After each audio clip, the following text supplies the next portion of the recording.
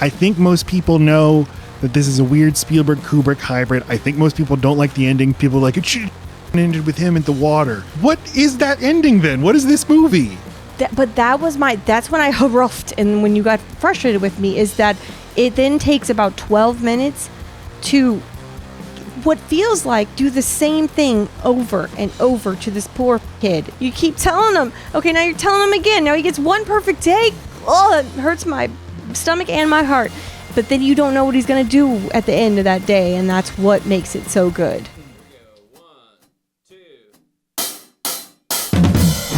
Drive his mashed potatoes, eating wood like a Reese's Piece. This child robot's out here looking for love. Two mice fell in a bucket of cream. The oasis is where we go gun-team. Bingo, dino, DNA. Indiana Jones and his Greaser's son find ancient aliens from outer space. So we made this change to our podcast, talking Spielberg until school reconvenes.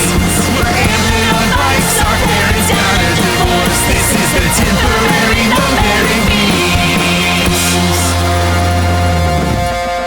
Hello and welcome to Load Bearing Beams presents The Summer of Spielberg. I'm Matt Stokes. And I'm Lacey Roth. Lacey, Matt. why are we here? Because we love movies and we love each other. But more than that, what is this all about? Will we ever interface with the divine? If we were to dig up the correct ruins, yes. God is in the rubble, you're saying? If not, he's in trouble. Because that's where I've been looking. Or we're all in trouble. I ask because it's very relevant to the movie we're talking about. Oh my God, you're which right. is It's what? related. Indiana Jones and the Prince of Thieves. That's right. And if you want to hear us talk more about Indiana Raiders Jones and the Raiders of Thieves, you can hear us do so on TikTok this Friday. Well, wait, that's today. Today is this Friday. Tonight at 9 p.m. Eastern on TikTok at 8 Coda time. What I call You're not being helpful cinch. at load.bearing.beams, 9 p.m. Eastern Standard Time. If you don't have a TikTok, just sign up for one and then delete the account. I don't blame you. I don't want more fucking accounts, and you don't either. You want the Chinese government knowing your business? Jesus. No. Oh, Matt, getting into politics. No. No more politics from here on out. Great. Nothing's happened to We're discuss. in a very apolitical time, as it were, and we need to Been a breeze. tone the rhetoric down. So we're only going to be nice and sweet on this episode. We got all of our fighting out prior. Don't to shh. hitting- Shh. Okay, he doesn't like the truth. So, AI, artificial intelligence. You know, I don't like whispering. That's the movie. Well, how could you stand Haley Joel Osment in this movie then? I didn't. Okay. No, he quiet talks. He's not really. I don't like when adults whisper to me. Okay, but you could see. I hate whispering in movies, or I just hate the modern acting style, the Joaquin Phoenix, That's mumblecore. or the opera. It's not mumblecore. It's just a style of acting because now we have such good mics that you can just put in your pocket that pick up everything. And Oppenheimer. So in the old days, it's like, what I said was Indiana Jones. Listen here, It sir. was more like Yes, Broadway, that's what like you- theater. Good acting was, can I hear your words? Well, That's how you measured a good actor. All they ever say in theater is it's enunciation and projection. Yes, and watching that play that you worked on, that's how I judged the kids. Is I can't hear that kid. That kid's a bad actor. But then you felt our kid overprojected, and you're like, our kid's doing a lot. Kid's doing a lot of business. That's Our acting, baby. No, I know. Our kid was a very like Kristen Stewart or dare I say Johnny Depp. Just a lot of little good. Yes, we have the makings of an actor. Because they make choices. They commit to the character. Yes. Should I perhaps put away my critic's hat when I'm evaluating my child's art? No, we're two of them. That kid has it too easy. Come join us live. I mean, you won't be live. You'll be in the comments. We'll be live. Yes. Okay. AI artificial intelligence, aka Steven Spielberg's best movie? Question mark. Seriously, though, I know I love this movie. I do know. And I had it at number 2 in my rankings, and I'm like, is it better than Jaws? Is Jaws the best, or is this the best? I mean, this is certainly his most. How do you even? What does best even mean? I don't know. Right. You have to be. I think you do have to like certain genres to find this one the best. It's good. It's weird. It's doing a lot. I think that with Jaws, you know, on our Raiders of the Lost Ark episode last week, we talked about sort of poptimism in movies and celebrating a movie just for it being a genre exercise or just being plain old fun. Just a fun ride, right? Where this is not that.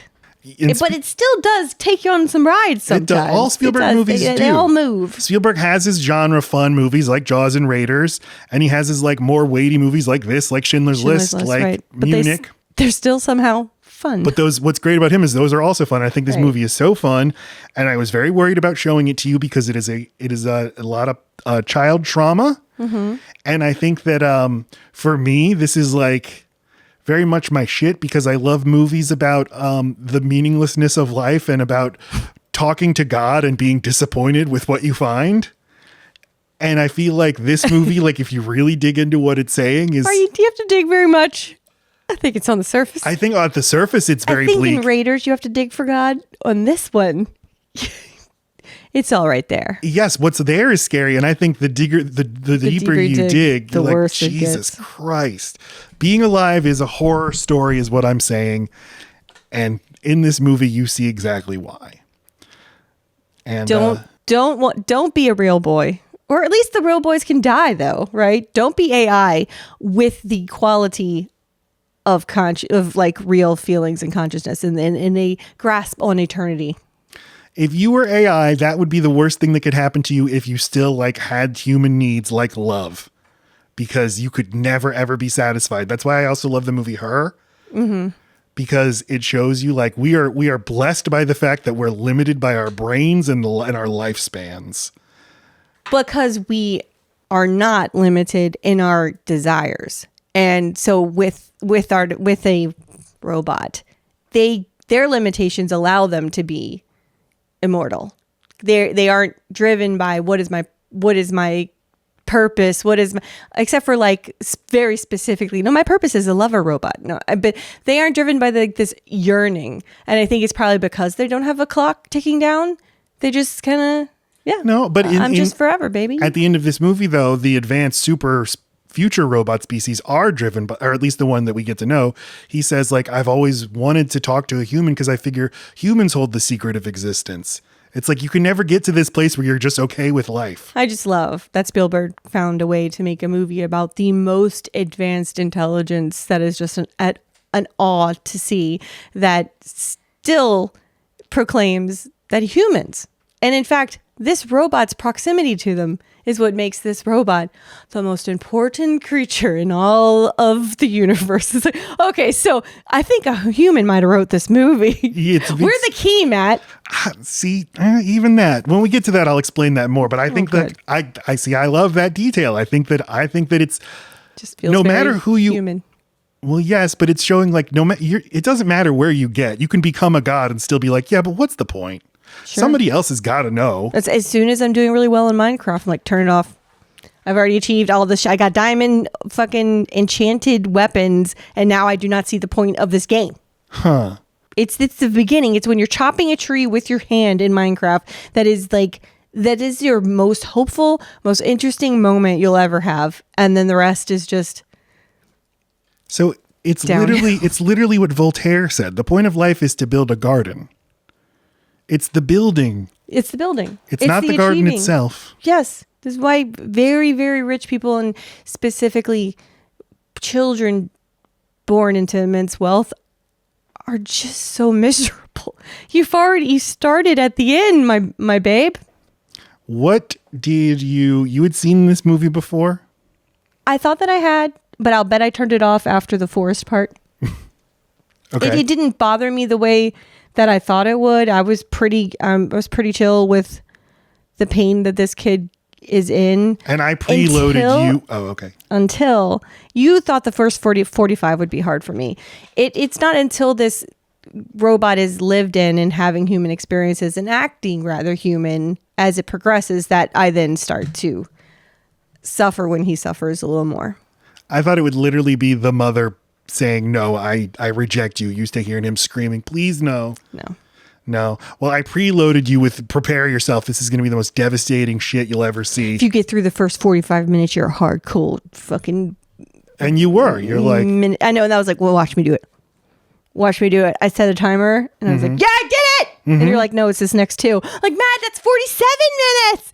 Fuck! it was And more worked like out. 53. Okay, so you're just bad at this. Yeah, I was bad at that. Whatever.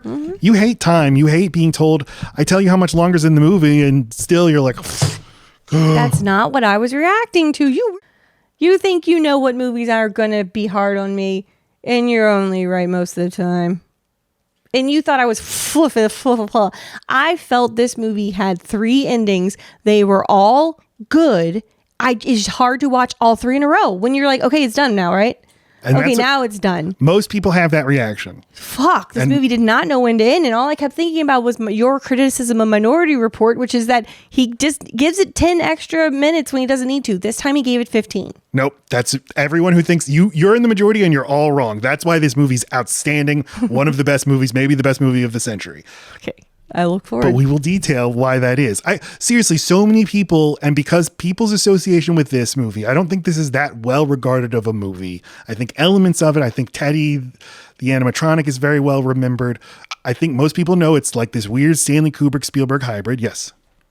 All that being said, what I said, the last 3 minutes of this movie are perfect. And I don't know how you get to them without the ones that bother me. But it did just keep feeling, I was like, okay, they're still making the same point, but they're making it a new way. It felt like, oh, look, it was for nothing. Hopes up. Oh, look, it's for nothing. Hopes up. Oh, look, but that was for nothing. They just kept getting the robot boy's hopes up just to tell him the reality. And then up. And then now here's the reality. And then up. And now here you have kind of become a real boy because we're going to let you sleep forever. Like boot down or whatever. What is what I'm trying to say? When you turn off a computer. But powered Why am I saying boot? boot down. I like You boot boot down. up. You boot down. Boot down. You know, one time when I was working in an office, somebody said, and can you give this to me in a soft copy? And I was like, and I was like, yes, sir. And I went off and I was like, what the fuck does that mean? Kim wants a teddy bear USB drive. And I had to go back with my tail between my legs and like, sorry, sir. It just means a paper copy. What does soft copy mean? No, a soft copy means a digital copy because a hard copy What? is a physical copy. He handed you a soft copy. He wanted a soft copy from No, it? he just said, and can you deliver that to me in a soft copy? Like whatever we were talking about, which he just meant send it to me. Say that, motherfuck. But I guess you've never heard soft copy and this person might have made it up. Oh, I hate that person, whoever talked to you this way. Booted down. I think most people know that this is a weird Spielberg Kubrick hybrid. I think most people don't like the ending. People are like, it should have just fucking ended with him in the water, just pleading with the blue fairy. And I'm like, what is that ending then? What is this movie?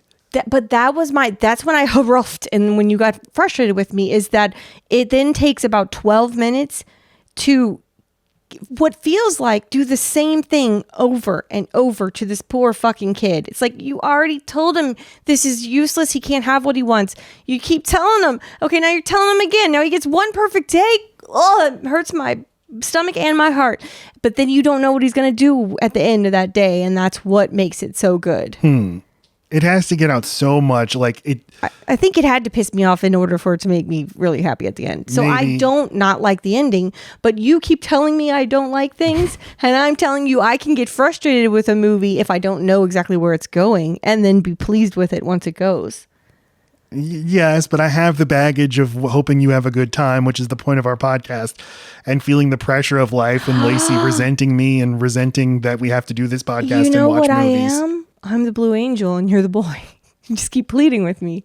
Just like the movie. You're gonna Please, just like the movie. You're gonna have patience with the movie. Gonna be a good girl during the movie. Don't look at your phone. You're not gonna look at your phone. Okay, you hate it. What time is it? That's I what know. you How are. long have we been doing this? I'm in the pod, you're in the water. You can't accept what I am and what I am capable of. No. You just keep pleading with me. Just like You're- stop stomping your feet. Matt, why are you so attached to this baby? Yes, I saw. Why do you love this baby so much? Well, I saw it one time at age like, I don't know, 14 or 15. I don't think I watched it again until maybe, I don't know, in the past 10 years. And it like rocked me to my dick. Yes? Do you think it's possible for not a person or an adult without kids, but a kid or even teenager who hasn't yet felt the desire to have a kid? Do you think they could get at all the same thing out of this movie? I think they'll get different things, but I think it's still The point is still valid when you take children out of it. The fact that this robot's a kid doesn't actually matter. Yeah, I think this is way harder to watch as a parent, but I actually don't think it's ultimately about it's not about that, right? The Joseph McBride book we keep referencing, which was written in 1997, this biography of Steven Spielberg, he analyzes all of Spielberg's films as being about fatherhood, but usually about fatherhood from the point of view of the child. Steven Spielberg's always mourning his father, who basically left the family or caused the family to be split, although the details, turns out, are not that simple. That's funny. I was thinking, he finally did it through the mother here, but no, the dad is who caused the split. The mom would have kept going. Yes, but I think that in the 90s, that's when he and Kate Capshaw adopted a lot of kids, had some kids, and I think that's when he's really starting to focus on becoming a family man. And I think this is really his first movie that's about parenting, but from the parent's perspective, and about the idea of when you have a kid, as they imprint with this robot, right? Even if you have a biological child, you are imprinting them. Even if your child never sees you in their entire life, you are still such a presence for for the kid for the rest of their life. You will haunt them in ways good and bad for the rest of their lives. Yes. And the responsibility that entails, and the amount of responsibility that you now either owe or feel or reject is so huge. It's almost you're creating an identity. It's too giant to even comprehend. You're creating a personality and a neuroses, and you're creating a Spielberg. Mm-hmm. And this is the first one, Hook earlier sort of dealt with a father who's distracted. He needs to just get down and play with these kids. But this one is really examining what do we do to kids? Don't you think though, the fact that he adopted children, that has a big influence on this too. The idea that, this kid is not my biological kid, so let me treat it lesser than. Let me not let it sleep in the bed anymore. Let me not even refer to it as, that's my kid. No, you're the Mecca now. As soon as the actual blood child came back, all of a sudden they referred to David completely differently, and he was treated completely It's second. so obvious now, but he has kid, and I have an adopted sister. I don't say real sister, she is my real sister. You have your adopted kids and your biological kids, and they're all your kids, but I'm sure that has to be in this, and this is one of the few movies Spielberg is credited as the screenwriter for. So this was very, very personal for him, and I'm sure that went into the interactions between David and Martin. And it's so interesting too, the demonizing and the othering that happens, especially if your kids are not your race. So they go to their first birthday party where it's all, whatever the industry kids are doing, whoever it is that Spielberg is friends with, and he adopted kids of color, who knows? And all of a sudden now he did. Children are poking and prodding and you're so much like me. I didn't expect you to be so much like me. But then as soon as something's missing or someone gets hurt, if you're a person of color, I assure you they are getting looked at as maybe Spielberg's new kid, it's just like David. David's doing something innocent after being attacked, but he is the demon. And Spielberg did adopt black children, and that's in Lost World. That was a very deliberate choice to put in Jeff Goldblum's kid as black, and they don't explain it. I've always been grateful that they don't explain it. Right. Why they're different races. As a person who has a sister who's a different race than me, this is a thing that happens in life, and it's okay. Yes, and your sister, in a very white conservative place that you guys grew up, she, at best was kind of fetishized in a way. It's just she's so exotic. But she was never one of the kids. There was always this thing. It's such a personal movie for him, and he's grappling with all these parenting things. But I think it is more basic than that.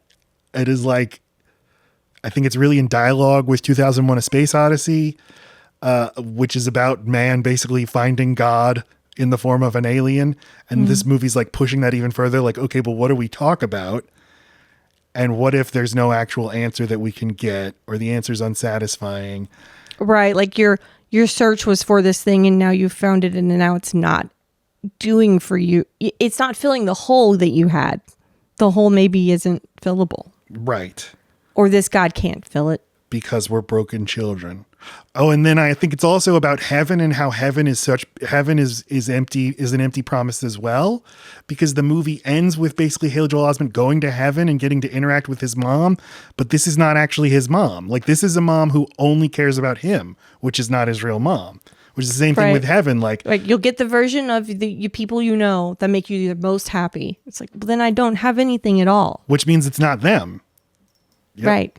Anyway, I saw this movie, but definitely after becoming a parent, and thought, I can't believe how good this is. Then when I did my Spielberg watch a few years ago, it really rocketed up. And like, what's preventing me from thinking this is Spielberg's best movie? Like, I think it's so fun, so visually inventive, so many ideas, maybe too many ideas. I don't think it's a perfect movie, right? But I just think it's so wonderful. And last night I watched it again and again, thought it was just so wonderful. That's my story. It's a good story. Okay, well, we'll talk about the making of the movie now and the history and the Stanley Kubrick and the Spielberg and the Haley Joel of it all and in our hullabaloo history segment.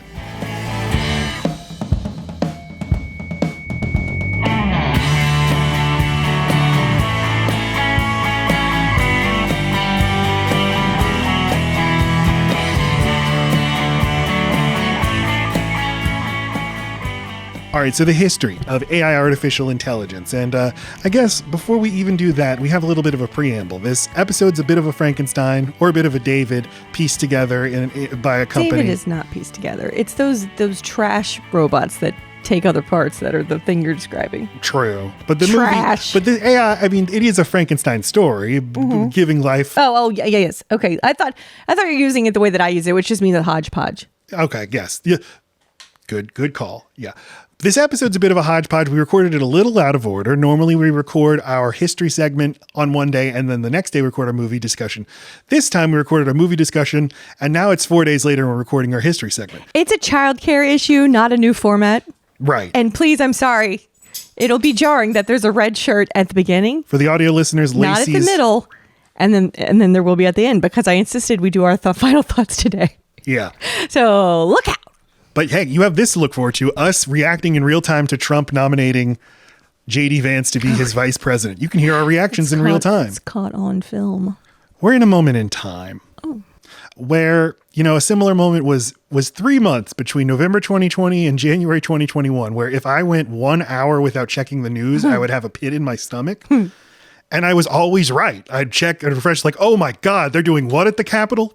Yes. You're saying the pit was gone when you were checking it? I feel like the pit's permanent. The pit was permanent, but it was okay. And it wasn't a pit. It was a panic attack. Like, oh my God, I forgot. I need to be constantly checking. I don't know what I'm worried the most about right now. I need to refresh. I know something's happened because it always is happening right now. No matter what day it is, something huge is happening.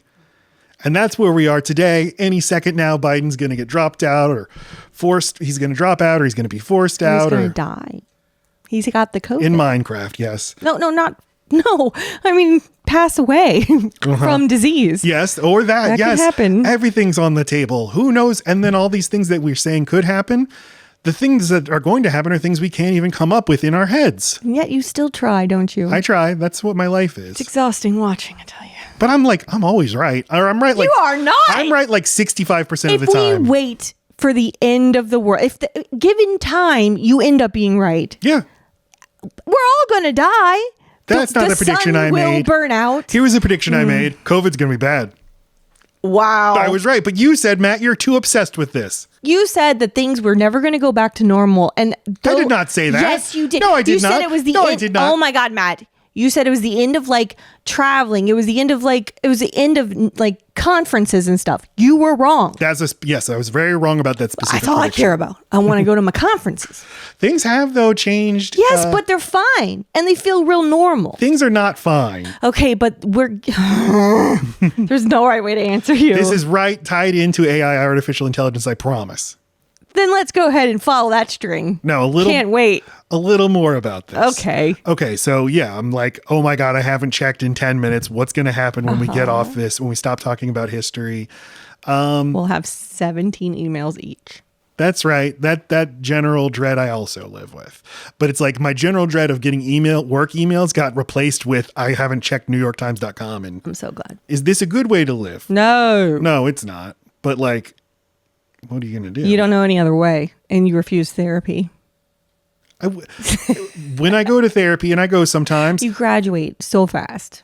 I know the therapist is like, I don't think you need to keep you're coming back. Fine, yeah. Here's a worksheet. Right. And it's like, no, I know I do, but I this is what I've been waiting for you to say. Yeah, no, it's the exact same thing with your fucking physical therapist. So they say they don't need me anymore. Plus, I got this rubber band.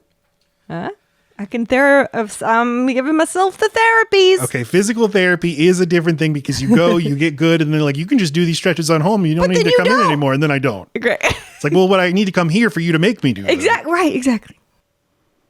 So, in 1969, Brian Aldiss published a short story called Supertoys, Last All Summer Long. Now, in this short story, which I meant to read, but I couldn't get around to, I was too busy scrolling on Twitter. Okay. I'm sorry, on X. So in the short story, That sounds like you're doing drugs. I was Molly. on X. Okay. Short story. Yes, short story, and the setup is pretty similar. This world has few families. A few families are given a license to have a child. Much of the world lives in misery, but there's sort of there's an upper class, and while they're well off, there's a loneliness epidemic. What to do about it? Well, we meet our family, Monica, Henry, and David, and the story is largely told from David's point of view, and he's really struggling to connect with his mother. It's unclear why, but they buy a super toy named Teddy. Hopefully Teddy will bring them closer together. David writes these letters to his mother that show he's conflicted, but then also he likes Teddy, but he hates Teddy. It's interesting that like in some ways, this is a pretty similar setup to the first, 45 minutes of the movie. But then eventually the husband comes home and he's like, great news. We've been given license to have a baby. And then we find out David is an android. Okay. And that's where I felt we were going with that. That's interesting. Because you're right. They don't address that. Yes, we see it from Monica's perspective. So we don't ever check in with David to find out if he knows he's a robot. And like, what is the verdict? He does know. But he says like, I'm special. Right, but he only knows how it feels to be that. So how could he miss being the other thing? It's not until he's shown the difference in the love and in the acceptance and placement in the family that he realizes he needs to care about the thing that he isn't. Mm-hmm. Because in the movie, he's so content. Gets put in the closet, loves it. Gets locked inside the smart house all day, loves it. Mm-hmm. All that's normal until their biological kid is treated not like that. But it's not as if this makes him suddenly question himself. Like, he's doing okay. That's not true. That's when he gets stuck on needing to become real. Yeah, but Yes. I mean, he doesn't like it. He's doing his best to be real. That's why he eats the food. Whenever the kid starts eating the food, he's like, I'm just going to imitate this boy until I'm freaking real. Yeah.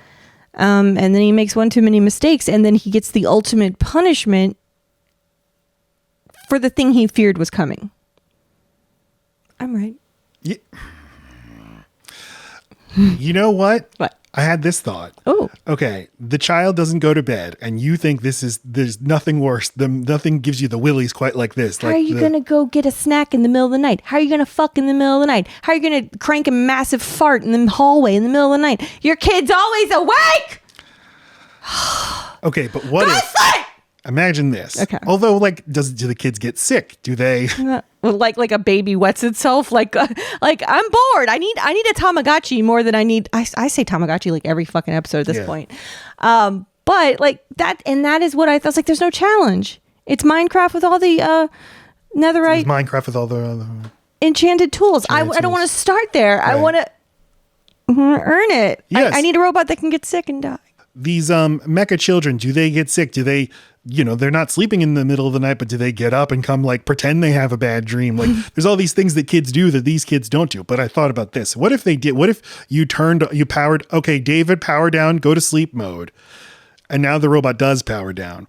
Then what would happen is you'd be like. He gets up all groggy and he's shit. I'm sorry.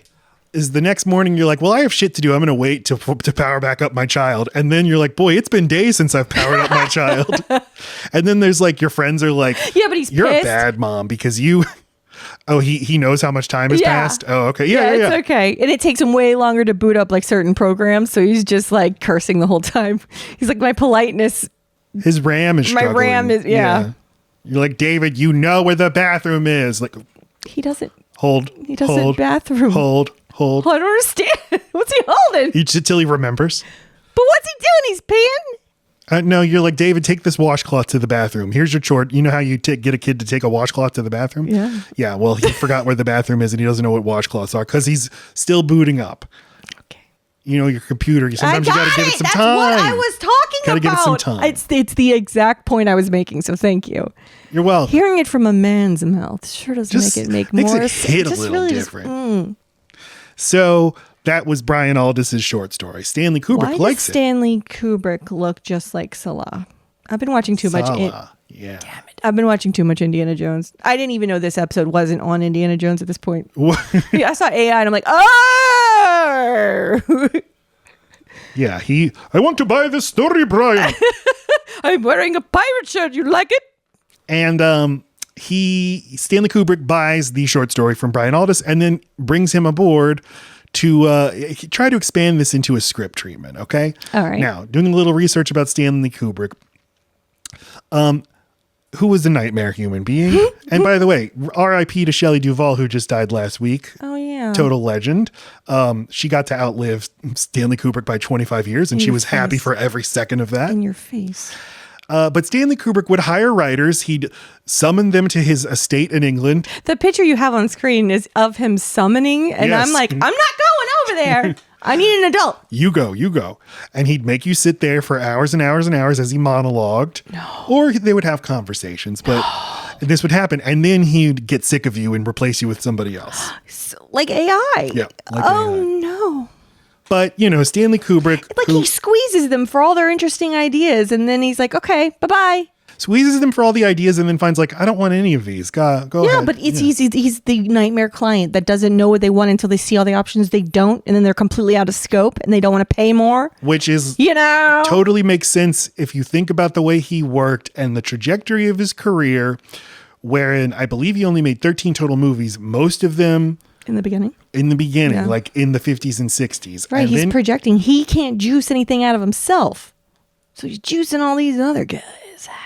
He's just, he doesn't. No, I'm right. He knows he wants something, but he's not going to know it until he sees it. I see. I got you.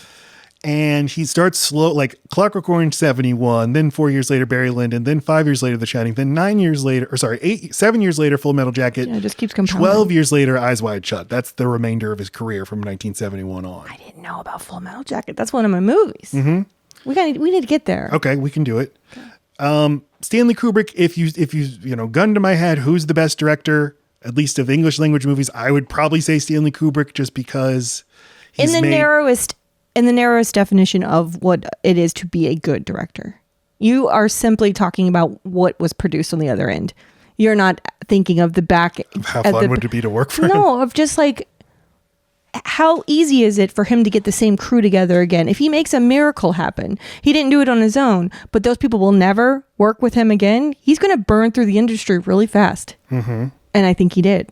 I think people desperately wanted to work for him. People who hadn't before. That's true. Yeah, he didn't tend to work with the same actors, at least. I don't know the answer to your question. That's Tom Cruise, maybe. We'll ask Tom Cruise. We can ask him. We'll ask. Give him a jingle. Tom Cruise loves Stanley Kubrick. There's this great. They said, how did you react when you heard Stanley Kubrick died, or how did you feel? He goes, horrified. That doesn't mean he loved working with him, Matt. Okay. He'd be like, now that motherfucker's going to haunt me. I would say just best director in terms of, I think he's made the best.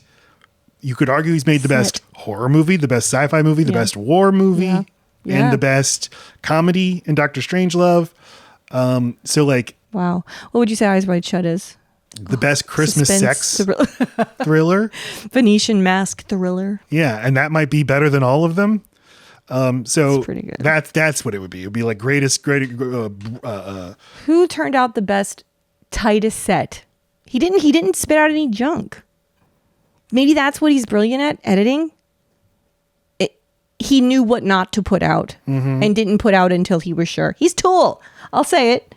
You'll say it. He's Tool. Wow. He's Maynard. And he would love that comparison. Who, Maynard? Or Stanley. Yeah, he's dead. Spartacus isn't that good. I've never seen it. So, okay. all right.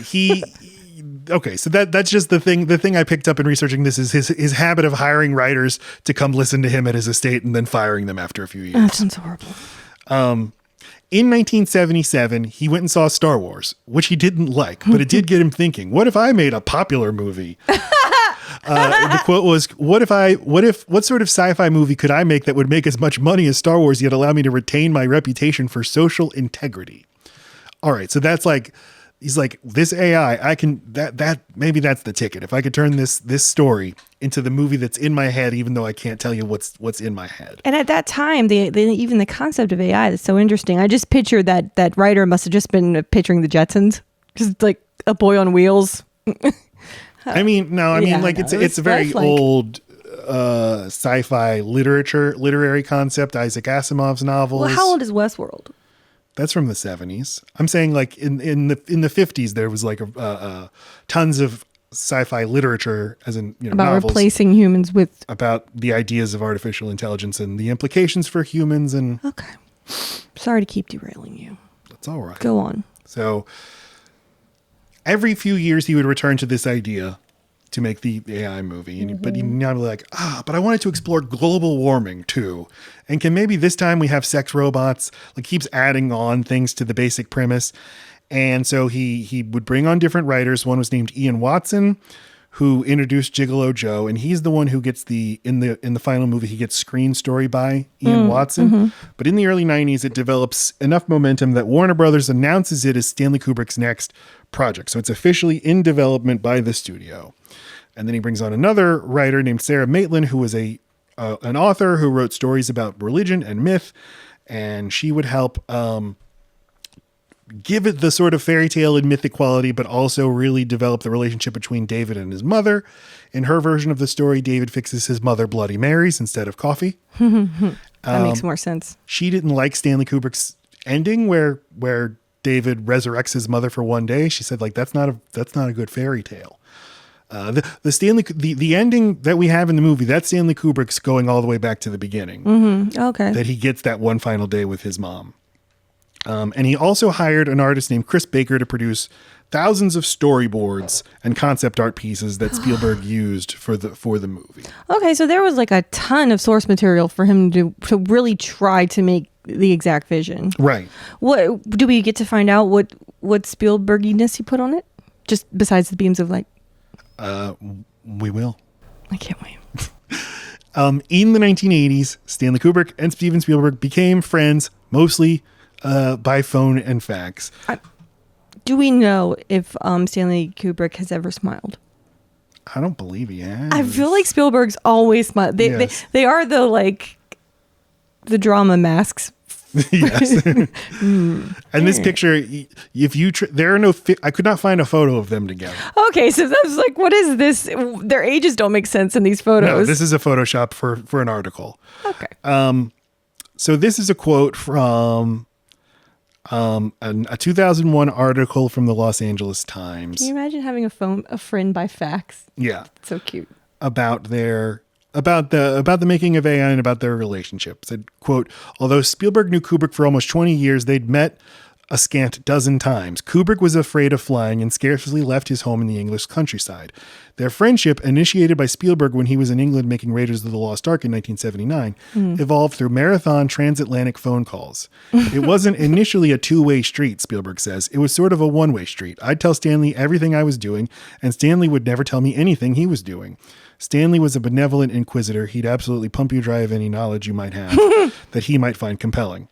End quote. So Spielberg hero worshipped Kubrick, and to Spielberg, whose movies are very popular, but he very much wants like industry approval. He wants to win an Oscar, and he wants people to take him seriously, because it's like, yeah, you make the shark movie and the movies about the guy in the hat that are fun. They're for little kids. Stanley Kubrick makes the real shit.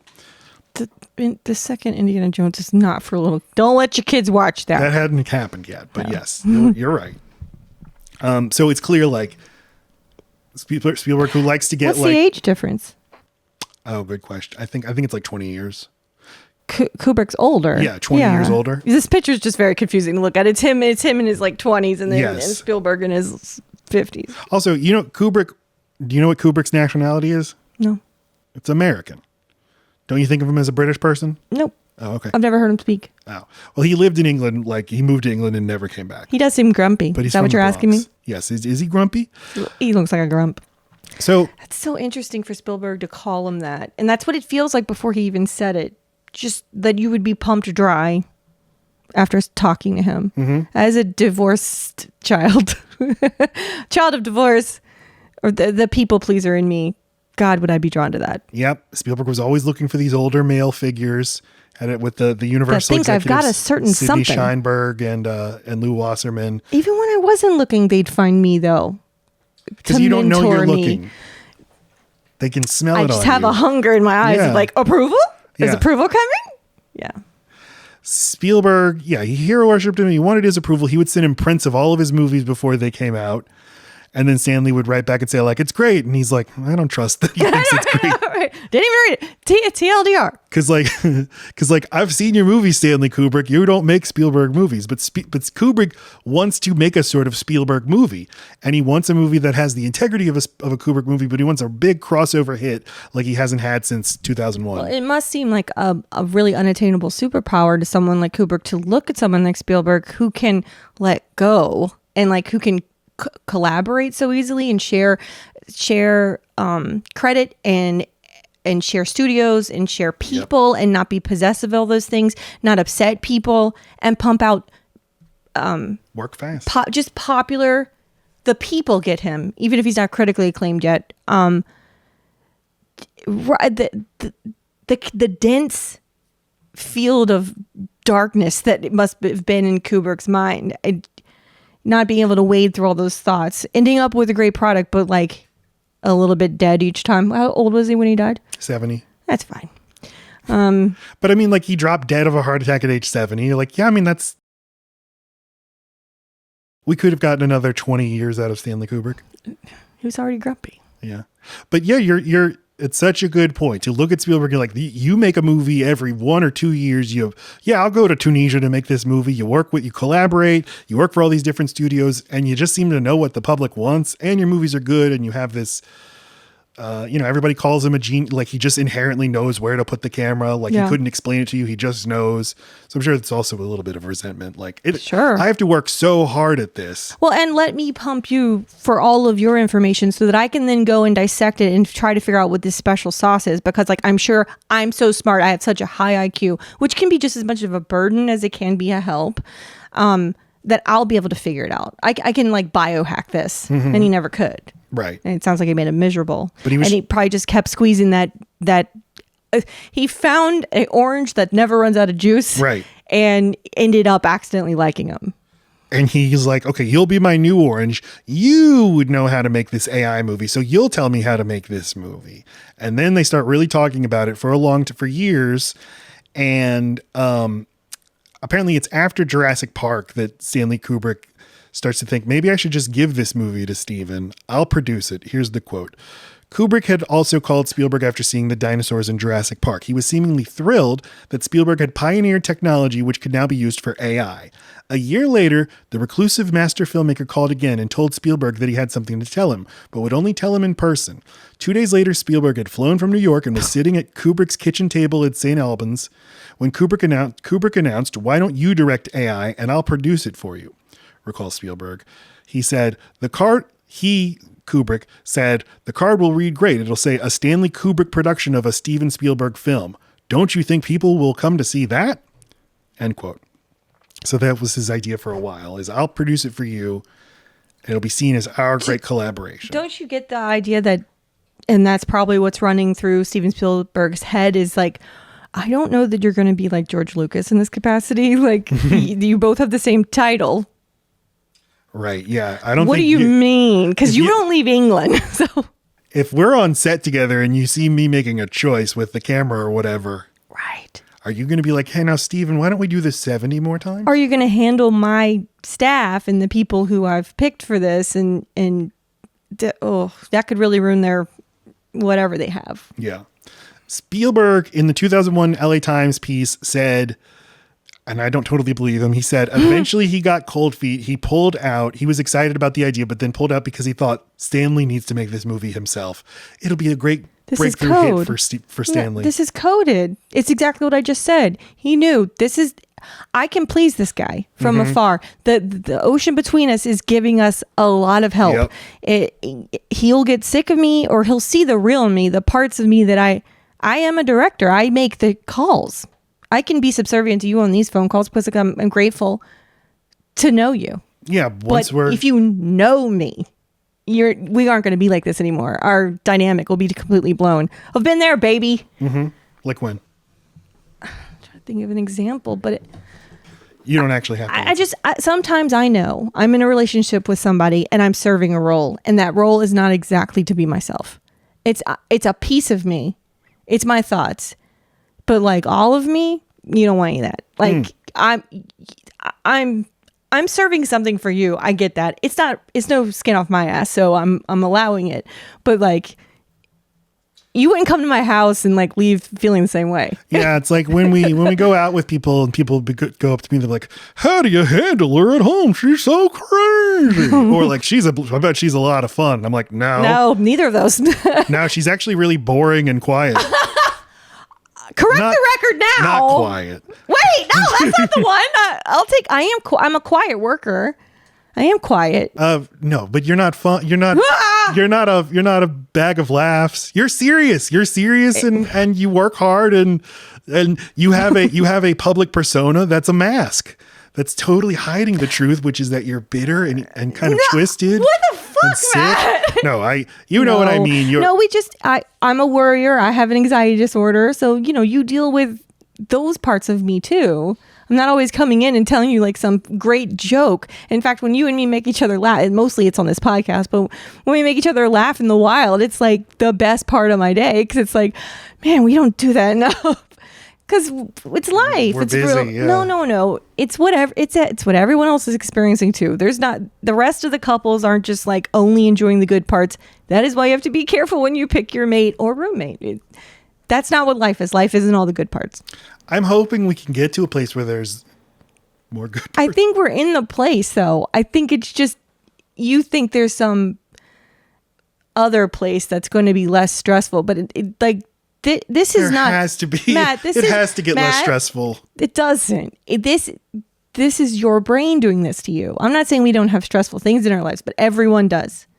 And I'm saying it's your obsession and your thoughts around those things and what you think is possible and like just out of reach that makes you upset and not happy. You know how like once a year we'll go have lunch together? Yeah. And afterward it'll be like, that was nice. We should do that more. That's all I'm saying. Maybe we'll get to a place where that's something we can do more. It's not all you're saying. That would mean we have less work and less money. So that would just aggravate. That would just stress we'll have you. more money and less work to do. We would just spend it.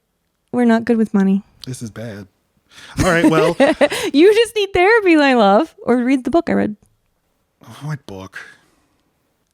I don't remember the name of it. The one I read the other day. A couple weeks ago. Steven Spielberg, a biography? Exactly.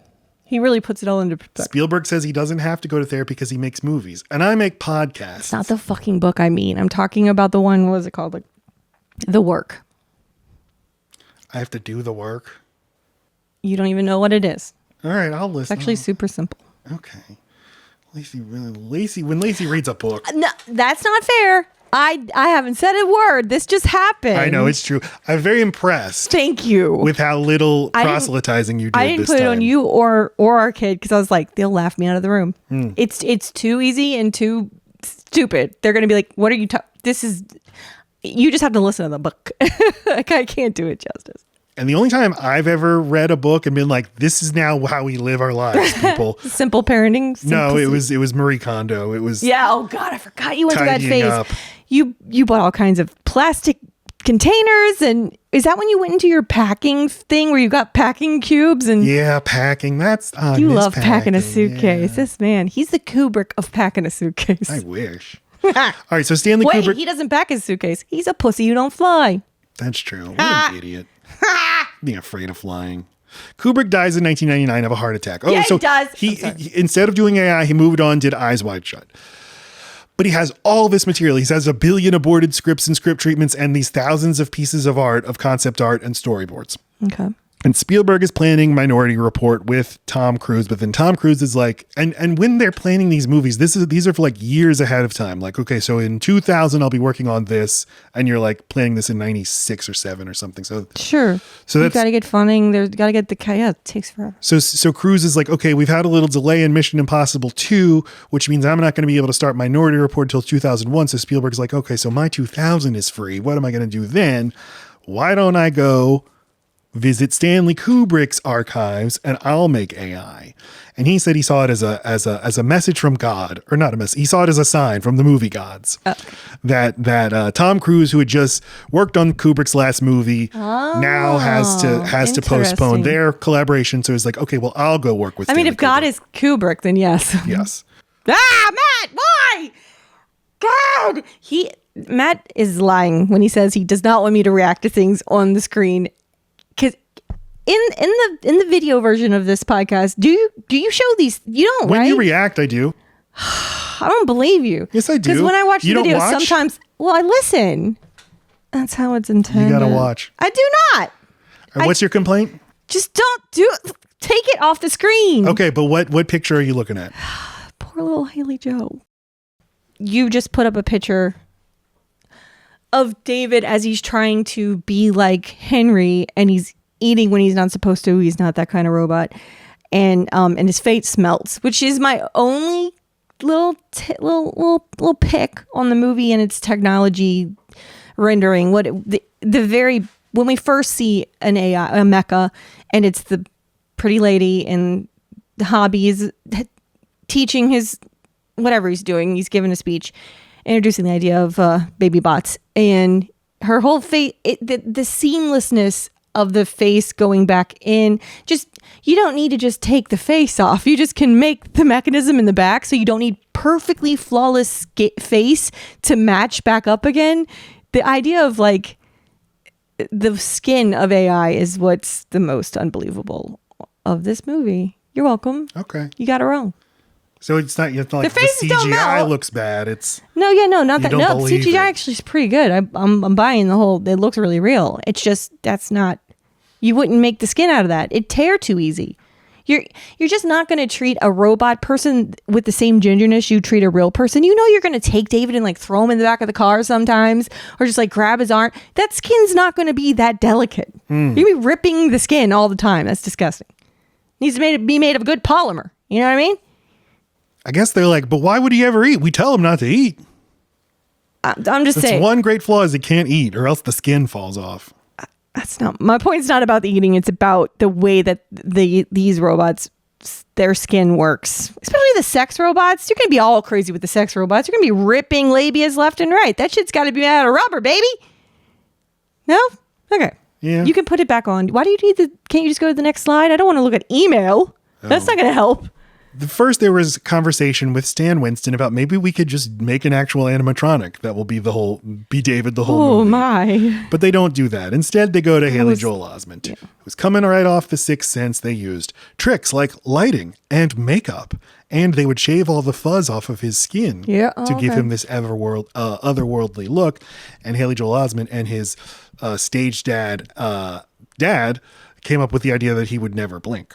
It was a great shortcut to adding something you can't really put your finger on, that uncanny thing you need. The face fuzz, though, the peach, just that everyone has that little layer of hair, no matter how old you are. Mm-hmm. That's because it'll catch the light. You can't stop it from doing that. And they must have done it to Jude Law too, because there is something so. And the thought to give him eyeshadow and many just straight up sparkly men wear makeup now. Mm-hmm. If they're a gigolo, is so interesting. But like their ideas about women and how you would treat them in the future are just very much of that time. Like, he's sexual toward the robot, Professor Hobby. They're openly talking about having sex with women robots in a very sexist way in that whole talk. He tells her to get up and get undressed, and the whole class laughs, even though there's women in the class too. Yeah. And then the idea that it's a housewife, of course, why would Monica have anything to do? She's it's the future and everything's amazing, but she still just does laundry all day. Yeah. So that was, and just that Rouge City and the place where they are before, that's like a mini Rouge City, is just for sex. Yeah, the Monica thing, I think, like, if you think this script basically was written in the 70s, like, you couldn't conceive of the idea of it. Yeah. Yeah, you feel the oldness. It feels very Tomorrowland. There is a mixture of, because they did so great with the futurism, you can't help but feel all the little old stuff that sneaks in. Mm-hmm. Not that there aren't women who stay home and do laundry. Yeah, of course. But like at the highest, I don't know. And I've always kind of read it as like, maybe she used to work and now she's just depressed. Sure. And doesn't even remember not staying at home and doing laundry. So then what's the difference? I think it's just the limitations of Steven Spielberg's imagination, and I wouldn't put it on him except for that he does the same thing in Minority Report. We don't know that she doesn't work. She's staying at home to have sex with her boyfriend, and she's home all the time. Who? Oh no, she's a real estate agent. The person that cheats, and the husband in the very beginning, the person that he stops. She's and a real Minority estate Report, agent. Yeah. But it doesn't read like that. She's just in her pajamas and like doing stuff for the kids, and he's off to work, and he's like, maybe I'll stay home for work. And she's like, because you get the sense she's home often. Mm-hmm. She just runs in and out to like show off her little silly houses. Yeah, I don't disagree. Based on some more pop psychology of Spielberg, it's clear when he married his first wife, Amy Irving, and then with Kate Capshaw, like they were both actresses. Amy Irving, a very successful and Oscar-nominated actress, and he really struggled with that. Kate Capshaw, when they got together, is kind of like, well, now I'm retired. My profession is Steven Spielberg's wife. And like, maybe he just needs the wife to be at home. And then the ex-wife of the main character in Minority Report, there's no hint of a career. You don't know that, but every time he needs her, she's around and she's at a house. Yeah. So he also just doesn't have many female protagonists. I think he just, you kind of hit it on the head when you said that there's just not many sexy parts of his movies. He seems kind of asexual.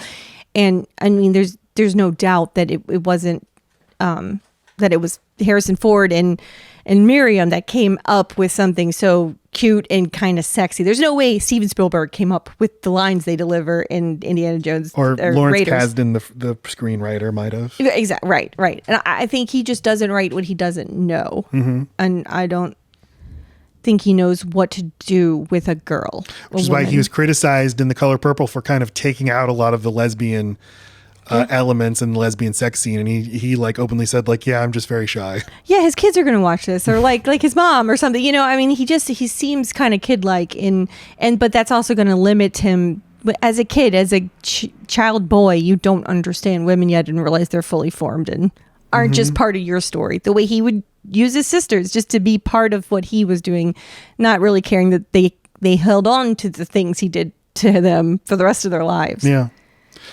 Okay, just a few more things. One about Haley Joel Osment, the way he was directed by Spielberg, and we've talked about Spielberg directing move like this, now, like stop motion, and move your arm like this. Now do that.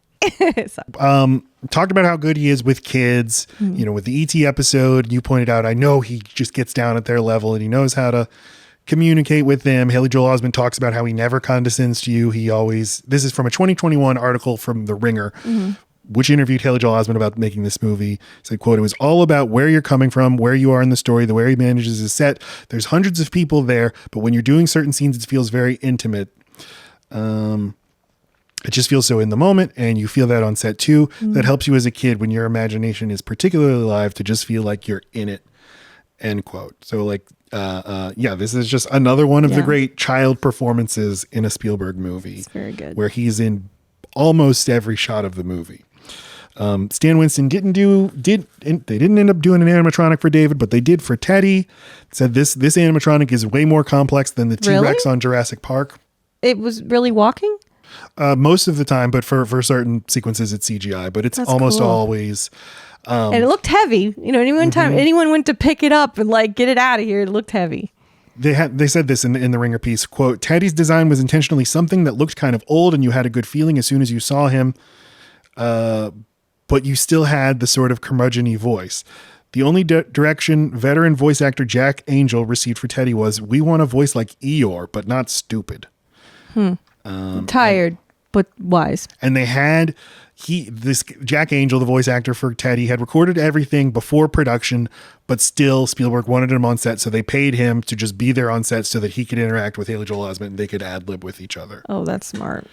And the movie came out in 2001.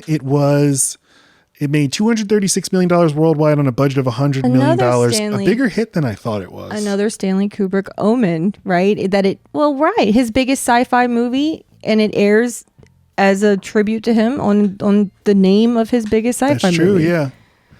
The 2001: Space Odyssey. LA Times article I read mentioned that fact. Like, it is 2001, but we're not exactly in the... And it's not 1984. Right. Other movie reference. Right. Okay, so that's the basically the history of this movie. And now we shall talk. We already talked about the movie itself.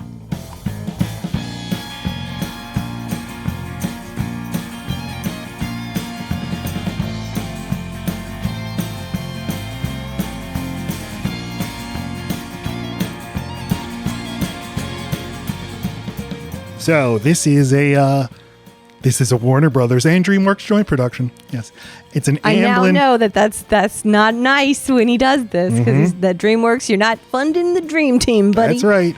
Yeah, thanks, Steven. You went and found Stanley Kubrick's old incomplete movie. Can we share this victory with anyone else, please? So this is an Amblin / Stanley Kubrick production. Now, AI artificial intelligence. You like this title?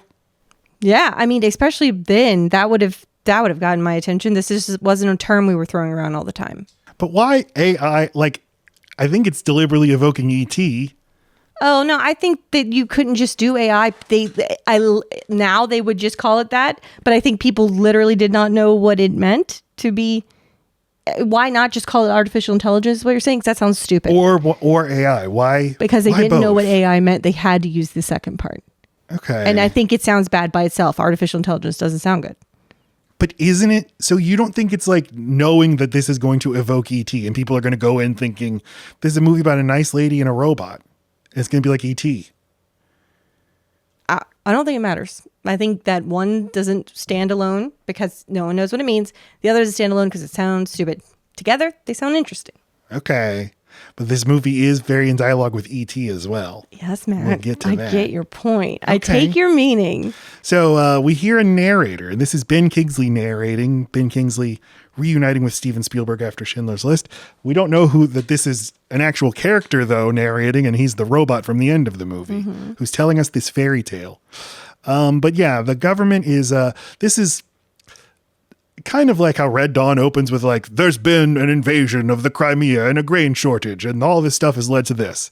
Well, in this world, there's been climate catastrophe and hundreds of millions died, but it's not been so evenly distributed. Lots of poor people are dying, but rich people are doing great. But the government has restricted pregnancies. Because land, anything close to lots of land has been taken by the sea, so it caused overcrowding everywhere, which of course always disproportionately burdens people who can't pay the sweet, sweet money. And they're just doing a genocide by saying, no, you literally have to apply for a license and pay to have one kid. And who can afford that or has the lawyers or like the process. And so they're just breeding out unwealthy people. And this is a PG rated movie. It doesn't say the second part, the implied part of that declaration castration? of like, so wait, how do they enforce that? Imagine what they're doing to enforce that. Oh yeah, they definitely have some sort of like chip that they get at birth, and it's like you get to remove it if you pay. So this is a very, very fucked up future that you don't totally get to see. You're seeing it mainly from the vantage point of pretty privileged people. Very privileged. So the size of their pool. And then some pretty privileged robots. Like, I knew that it was funny that his last name is Hobby when you think of how... So Professor Alan Hobby is who comes up with this whole idea to have an AI child. And the first little fucking, what do you call it? Prose, whatever. His speech in the beginning... You're clearly thinking of all the things he's not thinking. He's just thinking, what would be cool? What would be exactly fulfilling my needs right now is this thing. So it's interesting to have his last name be Hobby because it's something that he's just like fiddling with. He's not taking it seriously, but that his first name is Alan. So he's literally treating everything as a hobby. That's his And name. I guess Alan Turing, Alan maybe period it's hobby. Alan period hobby. He's a hob. Like that's his. It's not just hobby. He's doing things as a hobby. That's his name. Oh, gotcha. Sorry. And this is William Hurt, and I think William Hurt's very good in this movie. He's haunted William Hurt, as he often is, but he's kind of a Steve Jobs-esque, like, Yeah. I'm just the ideas guy. I'm just going to throw out a bunch of philosophical stuff to a room of admirers, and they're going to take my ideas and run with them. And he's like, what if we made an AI child that can love? Isn't that the real secret? Isn't that really the difference between an AI and a human? And then one of the people says, like, well, basically what the movie's about, like, well, what do we then owe that? What is our moral obligation to them? And then doesn't that make us God, et cetera, et cetera. Yeah, that's what this earlier part of this opening section is. And then it jumps 20 months later, they've done it. They made the model. Is it ruining anything to say what's already happened to the professor? I guess so. We can say it. Well, I mean, he's already lost a child, and that child's name is David, and he looks just like the robot they end up creating. But like, this guy's famous for doing what he's done, so much so that while he's in this crowd of admirers, the people who are going to do his vision, they're clapping for him. So they know he's lost a child. They know the whole time they're working on a replacement child for this man, but they still get the funding, or they still get the, like, there's no one in the room. Like, maybe this is like the wrong guy to Then be you leading. don't get to work there. Okay, fine. But that's why I think this is kind of a Steve Jobs, like, you develop this sort of cult of personality and cult of a type of employee who's so devoted to the mission and the. Fine, but Steve Jobs didn't just lose a dog that was in the shape of an iPod right before he decided to invent the iPod. Steve Jobs named a computer after his daughter, Who's and alive. then denied. I mean, but like, I think you're like, no, but he's a genius. Like, he has his reasons. Let him make his child.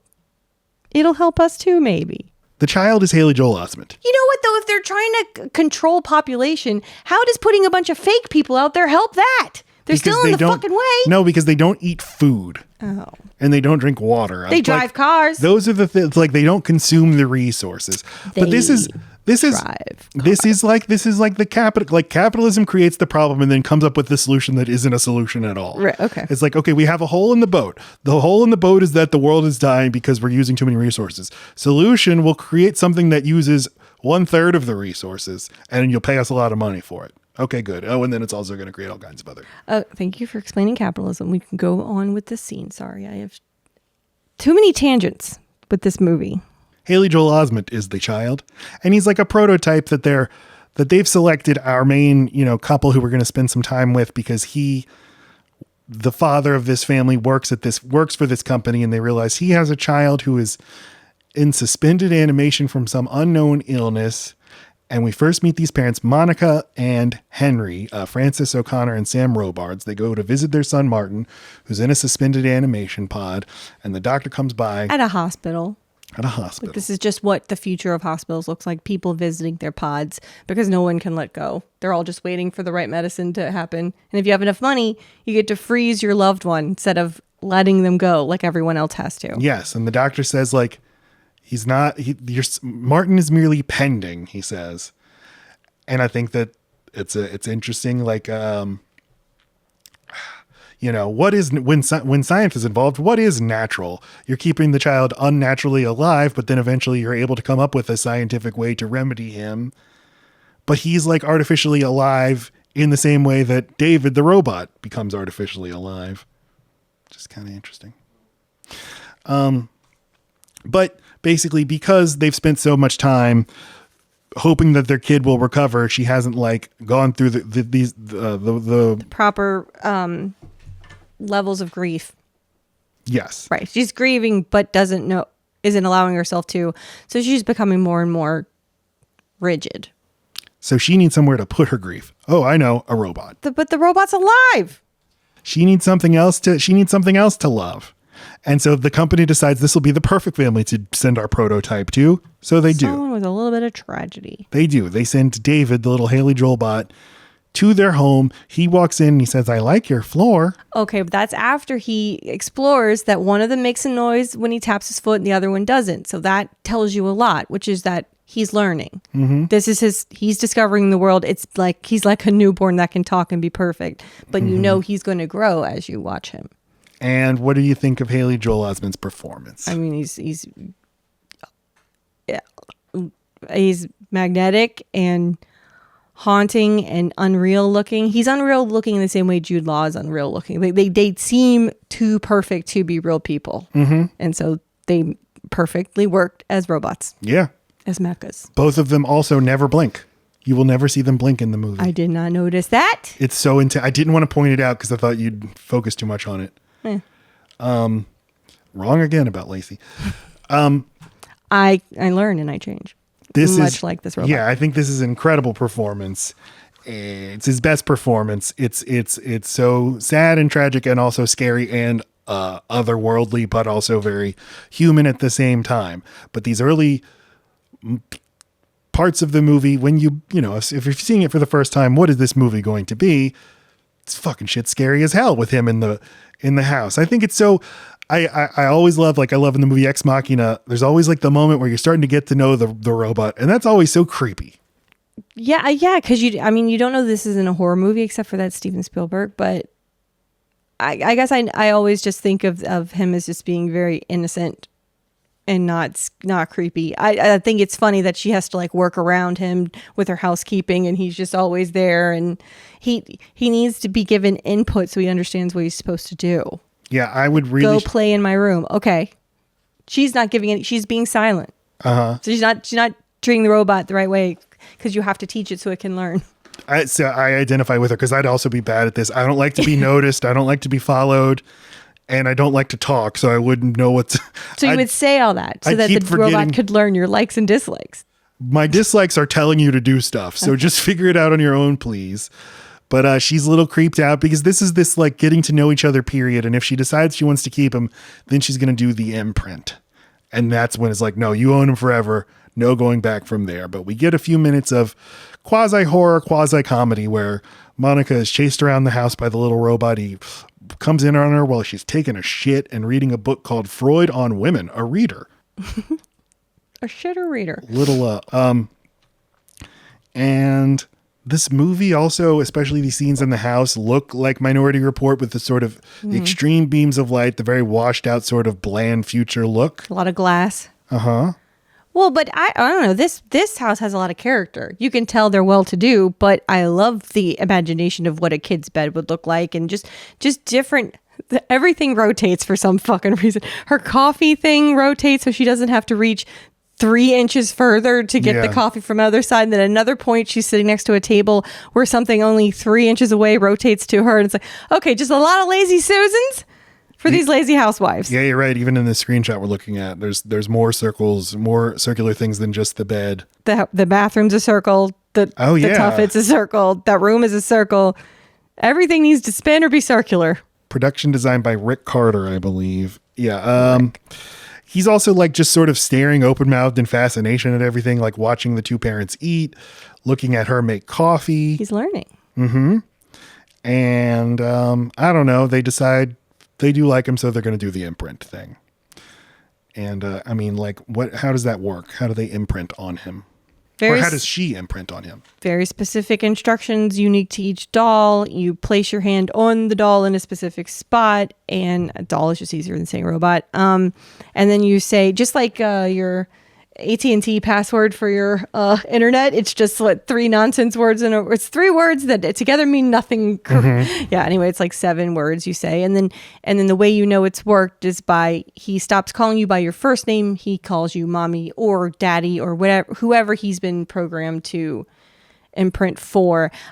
I found this to be a challenge to me, because does that mean that if the dad decided to, he could also imprint on the child? Also, if you've got siblings, I don't understand why does this child only get to love one person? I don't know. Yeah, that's not answered. It's not. Or would you be able to do both? I don't know. Or will it like break the, like, you know, like Teddy when he was being called by both boys. Yeah. He's just like, he's like shorting out. So maybe they only have the technology to make the robot love one parent, but I do not see that working out at all for most couples. That's crazy. That's a crazy fucking concept. But then it's like But like early products do sometimes do that. You're like, but wait, this is functionally useless. Like, yeah, that's incredible what it can do, but these AirPods can only pair to your iPhone. What about my iPhone? Yeah. You can't share them. and like while they're making it, no, but it fuck this child loves. And you're like, yeah, it loves me. Right, it's true. They are being tested on, so they are supposed to find the problems. One of the problems, the dad keeps wanting to have it destroyed. Yeah. Prop. As she's saying the imprint thing, you see Haley Joel Osment's face change totally. And then suddenly he stops speaking in the super enunciate, I like your floor. And now he has the whisper Haley Joel haunted Sixth Sense voice. Yeah. What were those words for, mommy? So it's not just that he calls her mommy, but his entire demeanor has changed. And she hugs him, and now she loves him. She doesn't. But she never says it. She never says she loves him. I'm saying, I didn't say she says she loves him. Now she loves him. I was just letting you know. As we shall... That this little boy bot does not know that she loves him. We get a few minutes of them being happy, and now the mom has a little bit of pep in her step. She's happy to go out with her husband. And there's this thing with the... she has this really expensive perfume that apparently there's not much left of in the world. It just doesn't exist. Yeah. Like, I mean, this is the way they show you kind of how the world has changed. So I guess when they got married, you never, it's like we learned with the formula shortage, you never know what plant's going to shut down and it's going to stop production of something you didn't even think of. Right. So clearly she had a perfume that just is not available anymore, but her husband just is raptured by it. When she wears it, she wore it on her wedding day. So they let you know, like, when this bottle is done, we have it no more. I don't know if my husband will love me anymore. Anyway, the bottle and the scent are important to both of them. Mm-hmm. Well, this is a world of scarcity. Yeah. And consumption in our relationship to like just the products we buy and use to build our identities is changing. All the more pressure on that one kid you get the license for, and for your kid to be tragically killed early or need to go into an ice cube thing. Like, you're not going to get the government's not going to let you have another kid. Mm-hmm. You've wasted the good surprise on that kid or whatever. So, I mean, it's like a double tragedy to lose your child early. It's more just about the scarcity of these well-to-do people's resources. Even these people can't have what they want. Yeah. Well, this is also when when David learns that his mom will only live 50 years or, approximately. He's you can already tell the angst inside of him, the scary feeling he's feeling of like needing this person. It hurts immediately to watch. And it's the reverse of what most kids do, which is like, wait a minute, I'm going to die. Do you not think most kids have that realization before my parents are going to die? No, I was always terrified of my parents dying. It's like I realized at some point how much I needed them. And then I went through my scary phase, which was when I was like 8 years old. And I was always worried. I didn't want to let them out of my sight. Probably because I never had both of them in my sight ever because they're divorced. But I didn't like my mom to go on a plane. I didn't like her to go on rides without me, drives. There's definitely them first. I don't think it ever occurred to me that I could die until it did. That was just my specific experience. I remember learning I was going to die and be like, that's not right. That's Jesus wouldn't allow it. Check that math. Check the math. But yeah, well, how long will you live? She's like, I don't know, 50 years. And then she leaves him home alone with Teddy. We didn't mention Teddy, this amazing animatronic who's a sort of semi-AI. A super toy. A super toy. This is the moment too where she casually mentions that, okay, when we leave, the house is going to go smart. And that means you'll be locked in your room. But it's like, would you treat a real child this way? Just lock them in a room? But also, good on you for knowing we would use the word smart. Yeah. We're bad on you because there's nothing we're calling super stupid. What a super toy. That's so dumb. He's a super toy. I think it's a brand. I think it's yeah, it's dumb. One word. I think it's like dumb. Play school. It's stupid. It's dumb. But very cool to make something that is mechanical shortened to mecha. Mm-hmm. It's just. I think, this is why I love. Great sci-fi, I think, works like this, where the world is vast, the implications are amazing, and you feel like you're only scratching the surface of the details of this world and the things that they make you think about both this world and about your own world and what it all says. Mm-hmm. But Teddy is like, he's like a quasi AI, like he's limited, but also seems very, I don't know. It's hard to describe like how smart he's supposed to be. It's kind of rubber band reality. It seems like he's kind of whatever he needs to be for the movie. I don't know that it totally makes sense, but he's just this comforting thing. He's a teddy bear, right? Like he comforts us. That they literally could not put a boy that age in a movie alone. Mm-hmm. He had to have a teddy. And like I don't think the audience could have taken it. And you're right. It is a relief that he's there, and just to hear his voice, his weird little haunted voice. But he has sort of a single-minded programming, which is I am devoted to David in the same way that David is single-minded in his mission to find Monica later in the movie. But when the parents leave David home alone, this is the first time we stay with David's perspective. The camera stays with David, whereas up until now it's been from Monica's perspective, and now we're on David's side. And he's like, says to Teddy, "Is 50 years a long time?" And Teddy says, "I don't think so." Teddy's been in a closet for 5 years shut down. They're both infinite. They're both infinite, right? But it did occur to me, like, it would be nice to have a kid who, when it's bedtime, you could just be like, "All right, off." Yeah, I know. And this is the part that I know this wouldn't work. This is no one would want this. Having a kid is hard.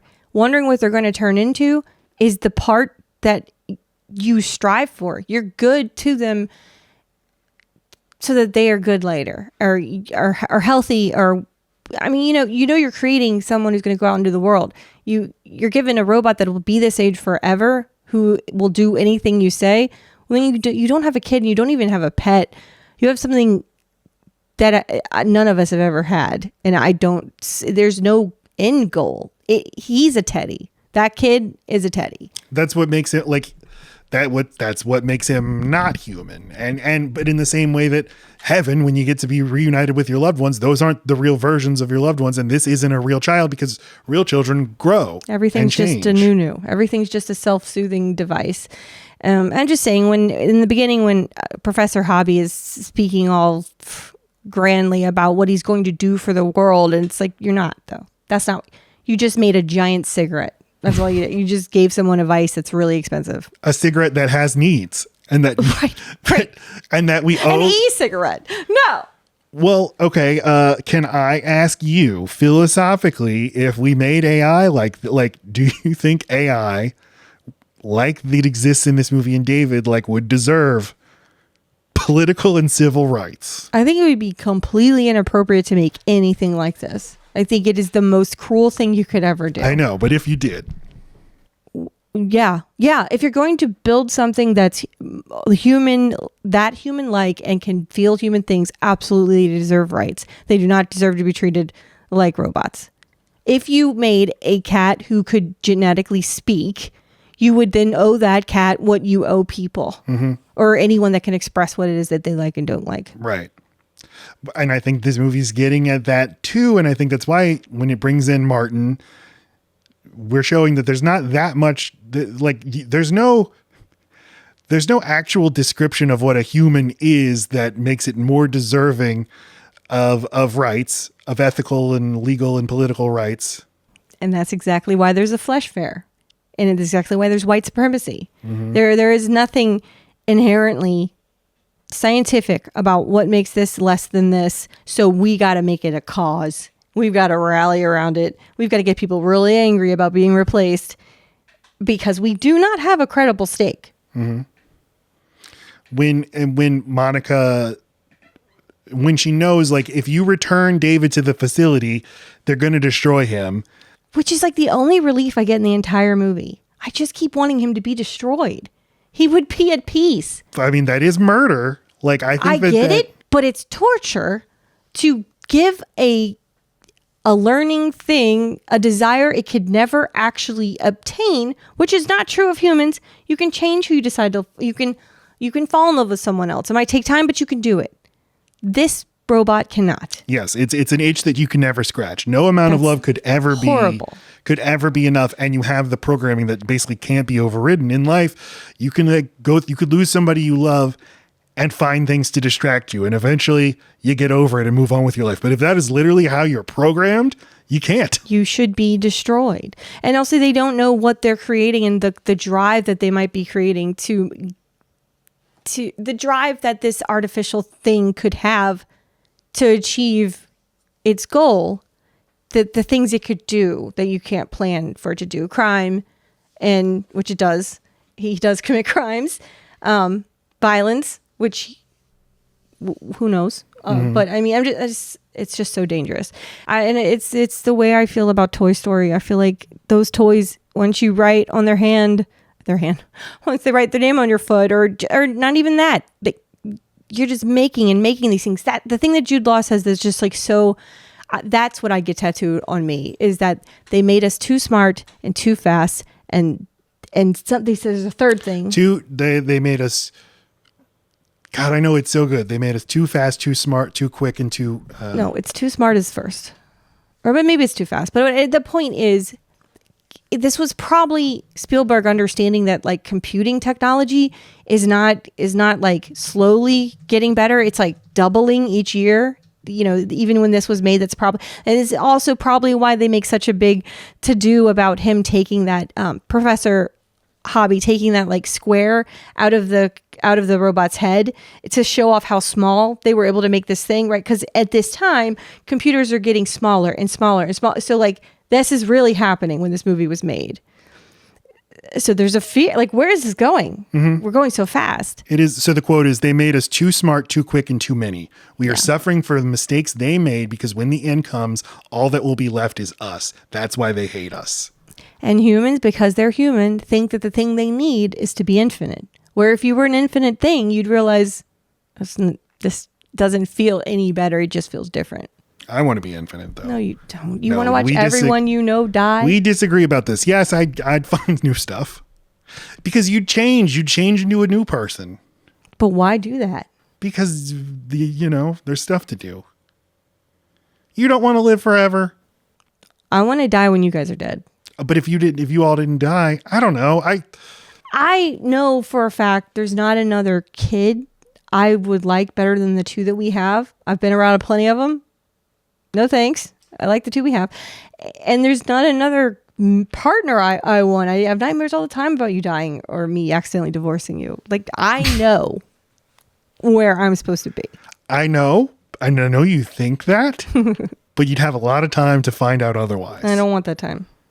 I know you think you don't want that time. Whatever. And this isn't a possibility, so it doesn't. Yeah, I don't know. But when I know people are like, I'm just very much like, nope, keep me alive as long as it takes. There's a lot of movies I got to see. There's a lot of stuff I want to do. Keep me plugged in, please. So, yeah. Well, it turns out Martin, the comatose son, he's okay. They brought him out of the coma. And now they've brought him home and things get awkward. This is kind of like when Helen Hunt, when Tom moves on and marries a new man while Tom Hanks is at the island and then he comes back. It's just like that.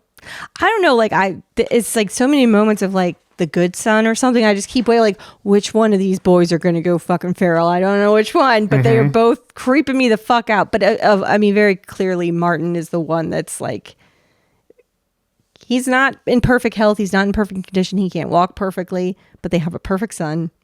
Yeah. And they replaced him while he was gone. And my mom seems to like him better. Or like him. They have memories and they have a routine, and it's my stuff, and he's sleeping in my bed. Now they fix that real quick. But he gets his old bed back. But like his friends are now all taller than him. Oh, that's right, because he's been in the pod for 5 years, and he needs time to like get his muscles doing what they would do. He's been suspended and everything's progressed beyond him. Yeah. So I think they do a good job of making this kid menacing, but fairly. Like, he's not a bad kid. Yeah. He does mischievous things that anyone feeling replaced or threatened in their family role would. I don't know. I think they handle it right. He's a little shit sometimes, but he's been through a lot. Yes, exactly. And these are like kind of normal shitty brother things to do. It's not like you're a fucking robot and I want you dead. Right. And when the other kids at the birthday party start turning on him, he gets a little defensive. Leave him alone. Yeah. Yep. And he would have defended him further. It had the tragic, crazy thing that happened afterward didn't happen. I mean, you can see that like there's probably a reality where they would have been fine. if the parents, just like anything else, right? This is a pool party. There's no reality in which there shouldn't be a parent per kid around the pool. It's just stupid. This is the future. In the future, there shouldn't even be pools. You know how many kids die in the summer? Like someone died this summer, Inside Out, I think. I'm just saying, we don't live there. That's not where we live. That kid is being punished. The kid being David is being punished for the mom and dad not paying attention. Specifically when Martin has his swimming pool birthday party. Yes. And the kids are like poking and prodding at David. That should have been put into right when that was happening. And then a kid goes and tries to see if David has pain sensors or DOS or whatever, something to let him know when like whatever it is that a person like that would need to like not stick their hand in a fire and melt their very expensive outer skin. And he does, and he hugs Martin and he says, please say, he's got this impulse to be saved. Please, Martin, save me. Please, Martin, save me. And he accidentally falls in the pool, but he's stuck in this clinch. And so, I mean, he's accidentally drowning a real child who just got out of a 5-year coma. So it's fucked up, but like all of that should have been shut down the moment those big kids got out of the pool. I'm mad at the adults. They make the kid look so menacing, and it's like you weren't fucking paying attention. There's more shots of this mom leaving the room than there are of her like hanging out. This mom is like, check the fuck out. She's been through a lot of trauma and clearly has had no therapy. But the kid, David, is like such a convincing child that you're like, I don't need to pay extra attention. No. At the birthday, they should have been paying attention, not extra. Per kid in that pool, I want an adult. These are like 12 or 13-year-old kids. That's who dies, Matt. And David goes into the bottom of the pool. They pull Martin out and then just leave David. They leave David. At the bottom of the pool. Sad. You see up from out of the pool from David's perspective, just the permanent divide between him and the human world. Right. And they're just out of reach. This thing that will always separate us. I can literally just stay in this pool for the rest of time and I'll be unaffected. There's this thing that divides us. Earlier, there was Pinocchio. This movie is very much Pinocchio is the recurring motif. The mom reads them the story of Pinocchio that shitty little Martin said, read this to us, Mom, because David will realize he's Pinocchio. He's not a real boy, just like Pinocchio is not a real boy. And then also he asks David, hey, go creepily cut a snip of Mom's hair while she's asleep. She'll love you even more. So he does, and she wakes up and sees David with the scissors, and then her husband sees and he's like, he's trying to kill you, and he starts shaking him. Why did you do that? Why did you do that? And the mom screams, you'll hurt him, you'll break him. And when he hears you'll break him, that's when he stops. He's got that dad. All dads are afraid of breaking things. Also of losing his job. But he's never seen David as a person. He sees him as merchandise.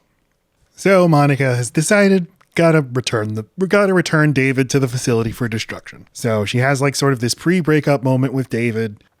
She's like, hey, tomorrow, let's go for a drive in the country. Just you and me and Teddy. And he's just like so excited. This is all he wants, just time with his mom. She decides while she's driving to the cryo slaughterhouse facility, decides I can't murder him. Hey, let's go and have a picnic in the woods. Let's go 1 mile away from the place that'll be definitely hunting for you. And to these woods, don't go that way. She tells him like, yeah, don't go that way. Nailed it. Got it. Yeah, she's not a great planner. But like, yeah, she goes out into the woods. The woods look very artificial. Man, I swore there was a line in this movie where they explained that the trees are all fake. And I don't know where I got that, but I'm like, there's lots of deleted stuff in this screenplay, I know. Okay. Yeah, you must have watched some like extra features or something.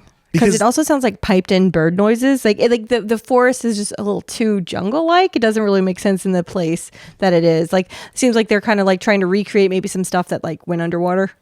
It would be totally in keeping with this movie for that to be the case. It's just weird that they never say it. Because like these trees look too fake for it to be crazy. Like just bad production design. Like, right. And for a Spielberg or a Stanley Kubrick movie, there would never be something like every choice is deliberate. She tells him, in my memory, she just leaves him and doesn't tell him that she's breaking up with him and that's why he's so devoted to her. It's like, no, she just made a mistake. But no, she tells him, I can't be with you anymore, David. Sorry. You'll never see me again. And it's so upsetting, so sad. He's like, please, I'm sorry. Henry doesn't like me, and I'll be real. I'll be a real boy. If I get turned into a real boy, well, then can I come home? And he gets it in his mind that he can go find the blue fairy like in Pinocchio and be turned into a real boy. I do find it really moving how upset she gets and that she like kind of throws him off of her, and she says, I'm so sorry I didn't tell you about the world, and then gets in because that her last thought is, oh my God, there's so much things you can't do out here. This is probably not the safest thing for me to do. Bye. You know, I mean, you know, she just kind of realizes all of a sudden like, oh, he is fucked no matter where I take him. Adieu. She's tortured by it. Even if she'd kept him at their house, they still hadn't properly prepared him for the world. Well, but she didn't need to when he was a pet, when he was a doll like that. And that's why why ever tell him like, hey, you're kind, they're hated. People hate you. That they're living in their like elite. That's why the people at the Flesh Fair are like clearly poor people and people in a lower class system. It's these ones who can afford the latest make and model and whatever. They might think they're superior, but they still like having their things around. Mm-hmm. It's different for them there. Okay, now we meet Jude Law, who is just God.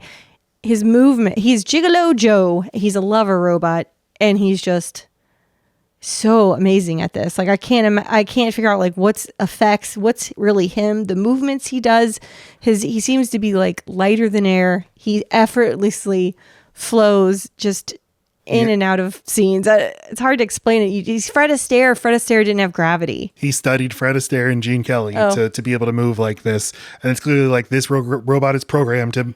Yeah, he clicks. Be a little dapper, little song and dance man. And have sort of a very old gentleman's charm, but he's designed to be a sex robot for whoever. Yeah, I don't think he gets to choose. That's he seems true. Specifically for women, but you know, of this time, that makes sense. And it seems like women who maybe are married and are in bad relationships. Yeah, those are the two you see. We see Paula Malcolmson from Deadwood, Trixie from Deadwood, and you pointed out.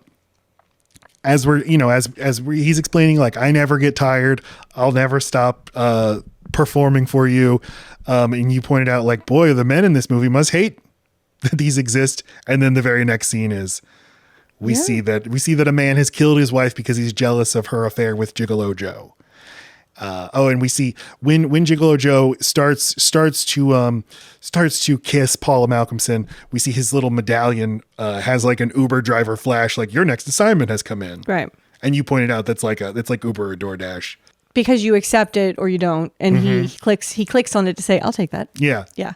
It could let you know this is in your proximity. Yeah, I'll be done here. Click. Good little anticipation of future technology, gig work. Gig work is coming. Well, and the idea that at gig work, it would be up to you to take it or leave it. Yeah, so we see this weird robot city. It fucking rules. This movie's a triumph of production design. Great. And just, I mean, again, imagine not knowing anything about this movie and it's 53 minutes in and suddenly you see this brand new character in this totally different environment. What is happening? I do not know. That's what lets you know you've been living in a bubble with these privileged people. Yeah. Joe goes to another hotel room to fuck a lady named Samantha, but she's dead. And then he's like, she's dead. And then her husband comes out and he's like, well, what do you know, Joe? And Joe realizes he is going to be blamed for the murder of this woman. So you know what this town is like? It is like in the movie Civil War, the A24 one. Yeah. When you go to the town that seems untouched by it, that they're just kind of living this dreamland, to be born there and then for the first time leave it would be the experience of Haley Joe's character. I mean, David. If he were to stay with that couple forever, he'd have no idea that the world were actually like this. Completely different. They're stuck in time. They have suburbs and pools and drive to their jobs. Every other place you visit in this world are like buried under rubble and water and our cities. Everything's Vegas. Everything's the woods. Everything's dangerous. Yeah, that's true. I mean, the world is like that now, though, in a way. I mean, if you had never left your suburb and then went to New York City or went to Tokyo or something. I think, but there are people who are in the higher echelons of society who live in all of those places. So there's places for those people in those towns and then places for everyone else. And these other places you're seeing besides the perfect neighborhood place, there's only the seedy. Rouge City is not for wealthy people, not wealthy, upright citizens. Mm-hmm. The city that we see here is not for people like the couple who get the robot boy. It's just interesting. We have like no whiff of that. There's not like any news on in the background saying like, oh, another murder today in Rouge City, or another robot goes, like there's not any propaganda happening, because that wouldn't serve the rich people who they want to sell these robots to. Yeah. Right. So they can't be demonizing in these bubbles the creatures they're creating.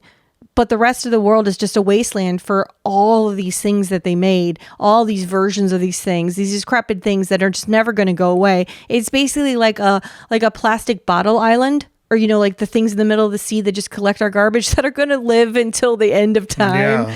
Yeah. Everything is that, but you have to protect the people who will keep buying Dasani from seeing it.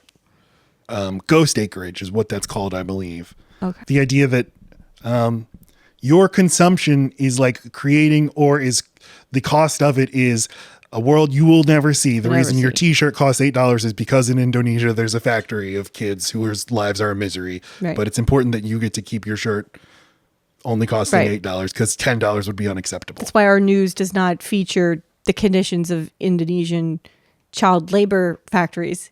Our commercials instead have Old Navy commercials. I mean, it's right. Things are pumped to our eyeballs that are being marketed to us, and the rest is we never see. The next movement of the movie, which is centered on the flesh fair, suddenly it's attended by all these people who are certainly coded as like, oh, these are the bumpkins or the rednecks or just the red state conservative people. They're the forgotten people. Mm-hmm. They have enough means to go do this thing, they have the money to spend on something social and something they care about, right? It's someone who would attend a Trump rally. These aren't people with no means. These are people who do not get handouts, who do not get the benefits of whatever you get when you're at the lowest of the low, but you also will never reach the high. And they're specifically mad at robots Who for having replaced displaced them. And up until now, you've, gotten the sort of pro-corporate viewpoint that what we're doing by creating these mechas is good. We're fulfilling a need that people have. And what we've done as a consequence is destroyed huge, industries. We've taken away people's ability to make money and to define themselves. And there's just so much going on with all of this. And there's like 3 movies in one. Yeah, and this is all we go back to David in this in the woods that really look like the E.T. woods, and this ship up in the sky that really looks like the E.T. ship being piloted by Brendan Gleeson. It's literally a moon. Yes, just like an E.T. Yep, he has the E.T. moon on this like dirigible thing, and he's looking for mechas, just like scraps that he can scoop up and bring to the flesh fair and sell to the flesh fair. And the flesh fair is just all these different creative ways of destroying what's replaced the people who are attending. So any kind of robot will do, but the better the make, the bigger the destruction, because it's not a completely broken robot yet. Ooh, that's even better. And I love that, like, of course, America would even do a bad job of taking care of its aging robot population. That's what I mean by the water bottle island, is that we just put it in a wasteland or whatever, we don't deal with glittering and stuff. I'm saying we just keep producing it and producing it and producing it and pretend that a whole like ecosystem isn't building up around it and under it because of it. There's like new fish species living under this thing. Yeah. Like a new algae or whatever. But that's a world into itself, and I've got no business there. These robots are literally building shanty towns and stuff, and when Brendan Gleeson dumps like scraps into the earth, and all the robots come out because they're like, oh, good scraps, because they all need replacement parts. Right. But this is how he traps them, and he just scoops them up. I didn't notice that part, but that makes sense. And this is how they get both David and Jude Law and Gigolo Joe. And And this is how the bad guy, or Yeah. the Flesh Fair guys. yeah, Brendan Gleeson. And there's like a little sequence where like some Batman Forever glow stick motorcycle guys chase them. It's like the one part of the movie I don't like. That But makes sense. It's a practical, cheap way and menacing way to collect what you need. Motorcycles quick. oh yes, I just mean like this is maybe one too many visual elements. Oh. Like you're Jackson Pollocking at the screen with all your little visual ideas. All right. How about we have glow stick motorcycle guys? But yeah, they get taken into the Flesh Fair. We get to meet some of the other discarded robots, like the nanny bot, who's still programmed to want to be a nanny, and she wants to nanny David. That's why the idea of a company saying they can destroy a robot is like so soothing to me. That's why anyone wants to get shot in the head over taking pills or slitting their wrists for suicide. I want to know I'm gone in the briefest of moments. And how bleak it is to think, yeah, they can do that, but they don't even bother to do it. They're just going to leave so many out there. Well, and these are just discarded machines that had a very specific purpose and like it broke. So they're just like, bye-bye. I don't even know how you would do it. You just shut your door one day and tell the nanny she can't come back? I guess so. I don't, Yeah, if every iPhone we've ever owned was sentient and had a soul. And you're supposed to dispose of your old iPhones at the kiosk at the store, but you're like, fuck that. like you crack the screen and then you throw it away, but then that iPhone still exists for all eternity and you can't see. Yeah. Yeah, and it's Our just iPad's down there. going to kill us one day because it Just- is broken as fuck. Just down there despairing. It's was good once. It's one roll. At this Flesh Fair, the industrial band Ministry is playing, and this is kind of like the demolition derby scene from Cars 3. It's also Well, it's also the Coney Island or the the Lost Toys Island or whatever, right? Coney Island. Island of From Misfit Toys. That's it. Oh, you're thinking of Pleasure Island. Okay, yeah. Whatever it is, it feels very Pinocchio. Yeah. They make a specific point to show Coney Island later in the movie. This is, the whole movie's obviously been very fairy tale. I mean, The whole time I was like, why are they having the mom talk like this? Is that because she's so disconnected and just doesn't have a lot to say? She's in her own world. And then I was like, at the end, once they have the blue fairy talk, I'm like, oh, they made her talk like the blue fairy the whole time. No, can you just go and get me something so... Like, I can't even give you a good example, but the mom does not talk I know of that what time. you're saying. And the specific thing when she's doing her perfume, yeah. Yes, and why do you worry so?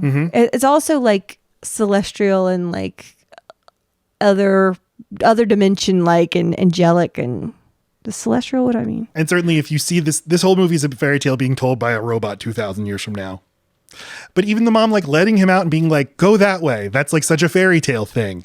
Is like it's a Snow White. Snow White was supposed to be killed by the huntsman and said he set her free. Yeah. Yeah, but because you couldn't do the humane thing of killing her. How did you know she was going to find lovely dwarves to help her like live? She could have been mauled by beasts and it could have taken hours. You Could have been just so much worse. chopped her fucking head off like you were told to do, you pussy ass bitch. Lacey is very pro killing in this episode. Because it is the humane thing. She should have taken him.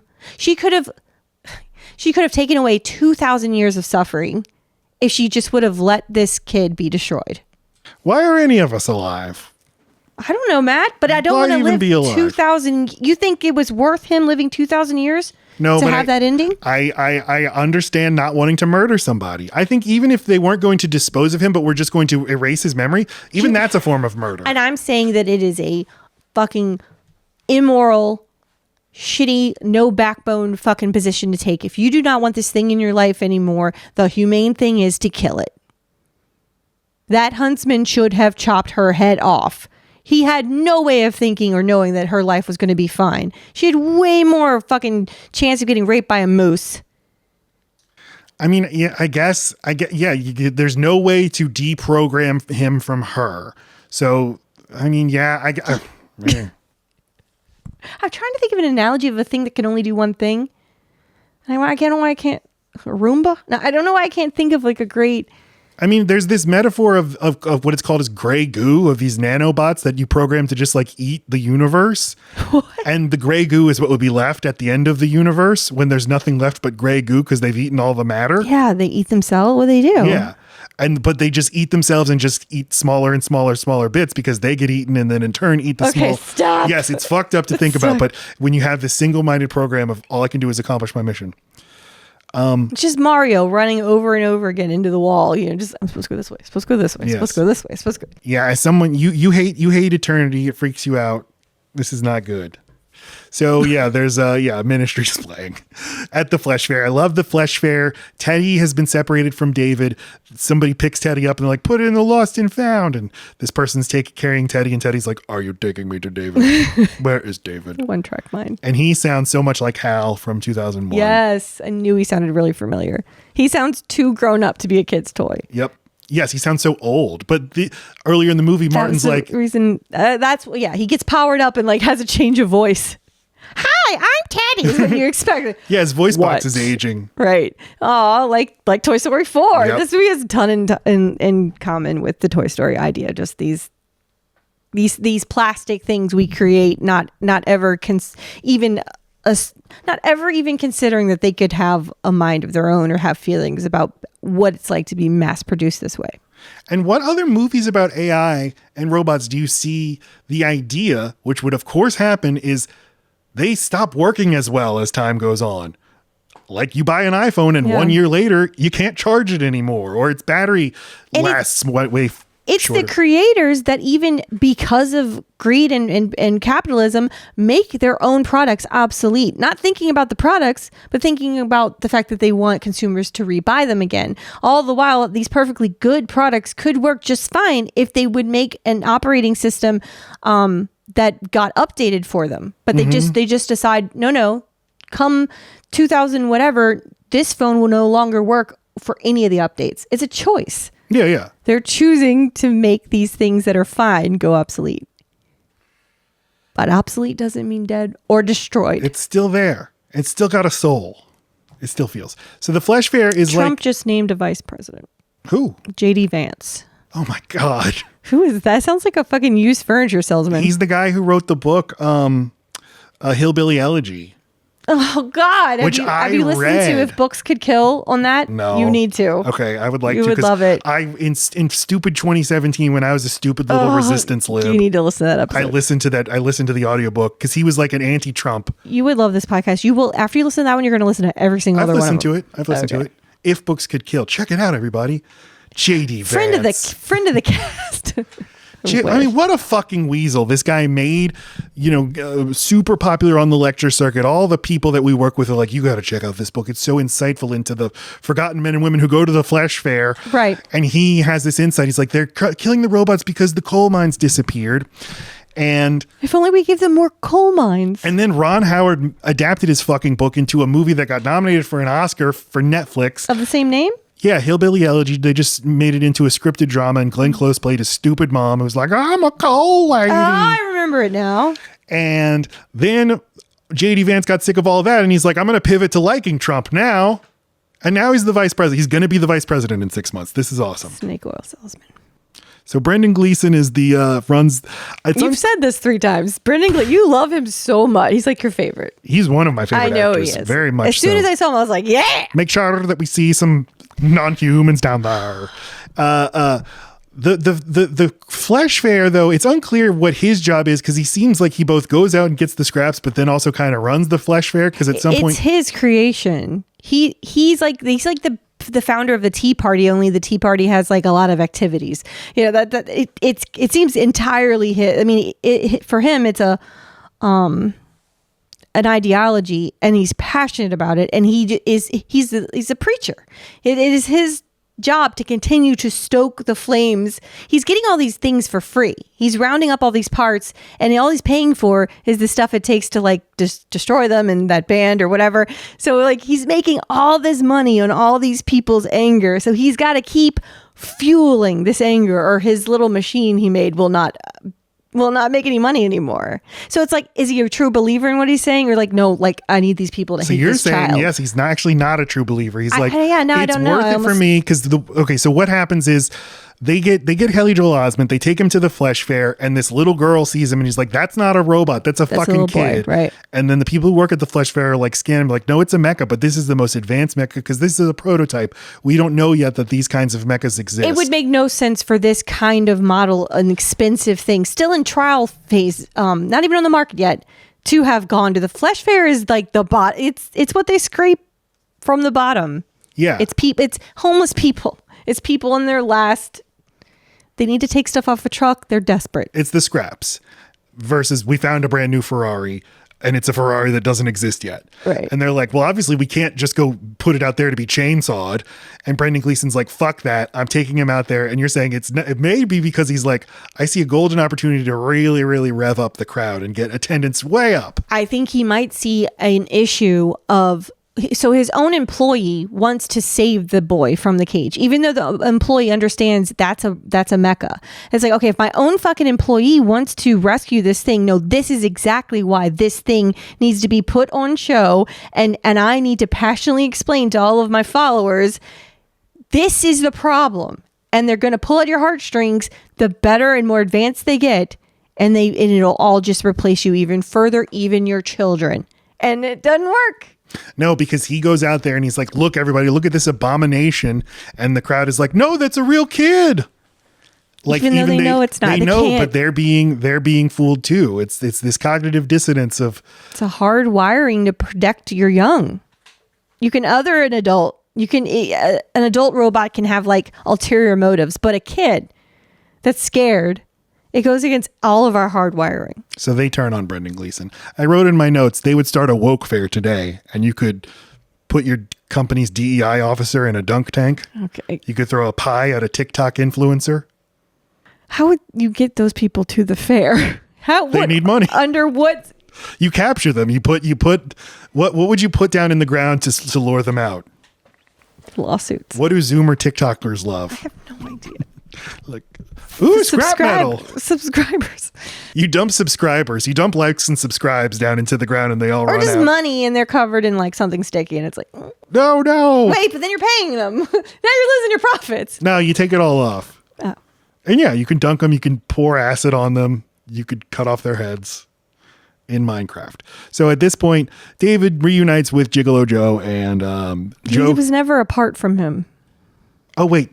Gigolo Joe, You're right, the nanny sorry. the nanny is taken and destroyed. So he then starts holding hands with, David is programmed for paternal or maternal, safety. Seek out a protector. To seek out the thing that's most likely to protect him. And so he just kind of picks Gigolo Joe. Because he's there and he like the way that they bond, the signal for their bonding the rest of the movie is they hold hands. Yeah. And Joe, as they just sort of their programming is just sort of compatible. He's like, yeah, I'll protect you, but also kind of uses him like Cal from Titanic. I have a child to get out of this. Yeah, it starts off as that, right? But then it evolves. Yeah, they get out. Cal does not evolve. They escape. That together. child disappears. We don't know. We don't know how that child turned out. That child may have loved Cal. Okay.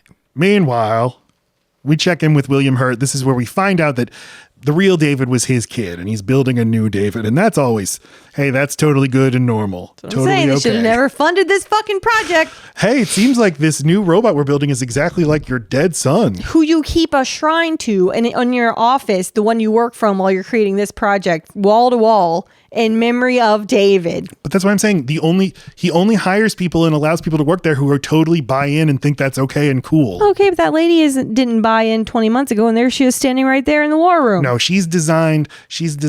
Her job is to raise reasonable objections that he can bat down, and she's like, I did it. I just want to point out. They say we spotted David. He's at a flesh fair outside Haddonfield. Haddonfield. That's a Halloween reference. It's got to be like that's not an accident. I don't know what the fuck that is. Haddonfield, Illinois, although this is Haddonfield, New Jersey.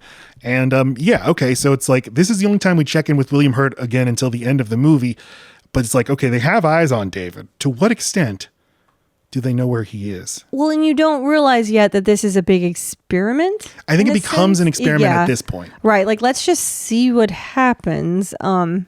Joe and David start talking. David's like, I got to find the blue fairy. And Joe's like, I know where the blue fairy is. Or I know how we can find her. We go to Rouge City and we'll ask Dr. No. There's nothing he doesn't. And he'll tell us how to find the blue fairy. We just need to get there. And so they hitchhike with a bunch of teenagers, including Adrian Grenier. And he's like this the whole time. It's the dumbest fucking face. So He's cute. I think that this Adrian Grenier, the guy from Entourage, I think might be like the number one choice of the most people for actor you hate, or like who has a face you want to punch. Is this guy? I don't agree. No? No, I don't want to punch him. What about when he dumps Anne Hathaway in The Devil Wears Prada and he makes a delicious grilled cheese for her and then she doesn't eat it? Nope. What about then? No, don't All right, well, they go to Rouge City, and Rouge City looks even fucking cooler than Robot, It or is whatever the amazing. city was at the earlier They don't say, or I didn't hear. Robot City. Rouge City, in this, the Joel Schumacher Batman, like, it goes on overdrive because the bridges are just giant statues of women's With their open mouths. hair being pulled back and they're And I love that they all say as they go in. 'Cause Yep. It's just like a tunnel when you got to, everyone hold your breath. Love it. Yeah, it's good. Love it. And they go into the town. This is a Las Vegas town or whatever. And they go to see Dr. No. And Dr. No is just an animated Robin Williams. Spielberg reuniting with his old buddy Robin Williams after Hook. And when Spielberg was producing... With a little mixture of Bingo Dino DNA. There's a splash of Jurassic Park in this. Sure. And I could not find who animated this guy. I tried hard. It's just Robin Williams. That's his actual... He just manifested. That's him without makeup. He when Spielberg was making Schindler's List, he was in a very dark place, and he said he would talk to Robin Williams on the phone and he would get cheered up. So this is the only other time they worked together. Well, but Dr. Kano, No with a K, will answer questions. And what I love is Gigolo Joe's been really building up Dr. No. He's just a fucking... He's just a fucking slot arcade machine. game. Yes. Right. And one that will try to get your money and not really answer your questions. Yes. Like a genie when you've got wishes and they're like, that was a wish. And they are asking the literal genie. And true. But like Joe thinks that because like Joe's sort of that too. Like he's just a sort of iteration of a love tester. So he like admires him like, oh, this guy's good. We'll go they don't talk have to the him. internet yet, Matt. So I mean, this guy's just the internet. There's nothing. That's all he is. I know. And Joe's He's like, Jeeves. there's nothing more valuable than information, which I would say in our world, there's nothing less valuable than information. We couldn't have known that. No. But I do love that like most of his answers are just sponsored search results. Mm-hmm. Where can I find Blue Fairy? Blue Fairy Escort Service at 99 Park. But they ask him a specific question and it gives him this quote from Dr. Hobby's book and directs them to Dr. Hobby's office in Manhattan.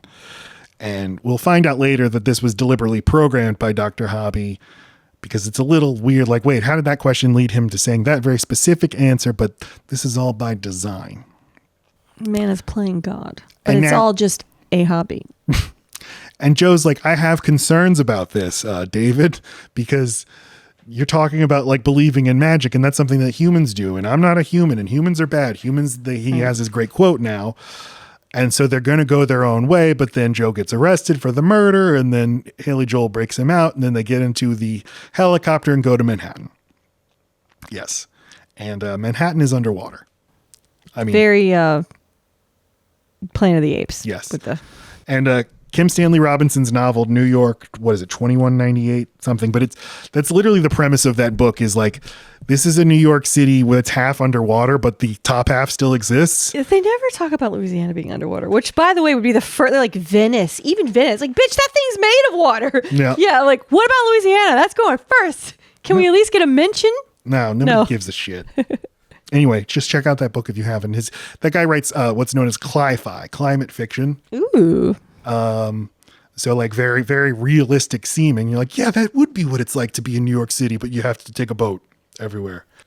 It's such a valuable city that even the top half of things is still real good. But like, I think that's how it would be. Like, I think we are just You like, know how mold would spread? It's they'd water. figure out a way. They'd figure out a way. That real estate's too valuable. It's not bustling, but all right. But for some reason, this is where their fucking office is. That's true. Is in Manhattan.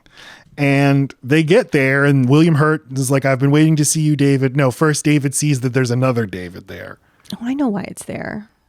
Because it's away from other robots. Robots go there to not come back. That's why they call it Manhattan. So maybe something about the water makes it not accessible to other bots. They wouldn't have a reason to go. It does seem like they are specifically keeping this area human only. With all the different, he's like, what are you made by? This. He names like 6 companies that make these things. Liam Neeson. Yeah. You know what I mean? You'd have to be so aware of the technology you're slowly getting to a point that even the people who make them aren't totally sure who's a robot. They have a scanner. You just have to be paranoid all the time that you're surrounded by. So they set up their headquarters here because you're not going to run into other robots. I don't know. It's just like we're guessing. It's like I like it. We guess. I like it. All right, cool. And I think it's for secrecy. William Hurt comes in after David goes insane and destroys the other David. You can't have her. I'm special. I'm unique. You fucking suck. I'm going to kill you. And then he does. And then William Hurt comes in and he hugs him. He's like, David, I'm so glad you're here. You're so special. We've been monitoring you. It's been a test. We've been giving you like this sort of Turing test to see if how far you could go on your own. The only time we intervened was when we hacked into the Dr. No thing and told you to come here, but you did it. You did it, David. And David's like, what? I don't know. I committed crimes. People could have been killed. But I love this scene because this is kind of like talking to God and realizing God doesn't care about what you care about. Like, Right. I don't believe in God at all. But I think that the God I could most plausibly believe in is a God who either, 1, made us by mistake and then doesn't even know that we exist, or 2, made us and then lied about why he made us. We are the water bottle island. Yeah, yes, exactly. And he's like, no, don't you see what an amazing accomplishment this is? And he's just like not even speaking this kid's language. They're just talking about 2 totally different things that they care about. You've given me one goal and that goal is killing me, but you're excited that you made me this way. And you want me to be excited for you? Like, oh, good job. So I'll stay and meet the whole team. yeah, he's like, come meet the whole team. We're having cake and everything. And instead, David drops off the building very sadly into the water. But he sees something while he's down there. But just before he can go explore it, Jude Law grabs him with a claw thing from the helicopter and brings him back up. Yes. And he must have seen very far because It doesn't make sense. it doesn't make sense. Well, and so begins I think the path to get where the ending eventually gets, but I just feel like there are so many goodbyes. Or I don't know. He says, he lets go of Jude Law here. You don't know that. You don't know he's going to be trapped in a car for 2,000 years once he gets into that helicopter that can also be a submarine. Mm-hmm. The amphibicopter. I don't know. It just took, maybe I'd appreciate it more on a second watch, knowing where it's going. But let's talk our way through it. Haley Joel goes up to the surface. I saw her, Joe. I saw the blue fairy. And Joe's like, oh, that's great. Let's get back down there, get back in the amphibicopter. But then the cops come and they pick up Joe. Uh-huh. And Joe's like, I'm going. I'm good knowing you. Goodbye. I love you. Mm-hmm. And then he presses the button to submerge. So now they're parted for good. And David and Teddy in the amphibicopter go back down under the water, go to find the blue fairy, which it turns out is in this Storyland unlicensed non-IP thing in park in Coney Island. That is an adaptation of Pinocchio, and there's a statue of the blue fairy. And so they just sit there in front of the statue, and David says, please, blue fairy, make me real. But their piloting down there caused the Ferris wheel to fall down on them and trap them. And then Teddy has the great line, we are in a cage, because life is a cage and being human is a cage.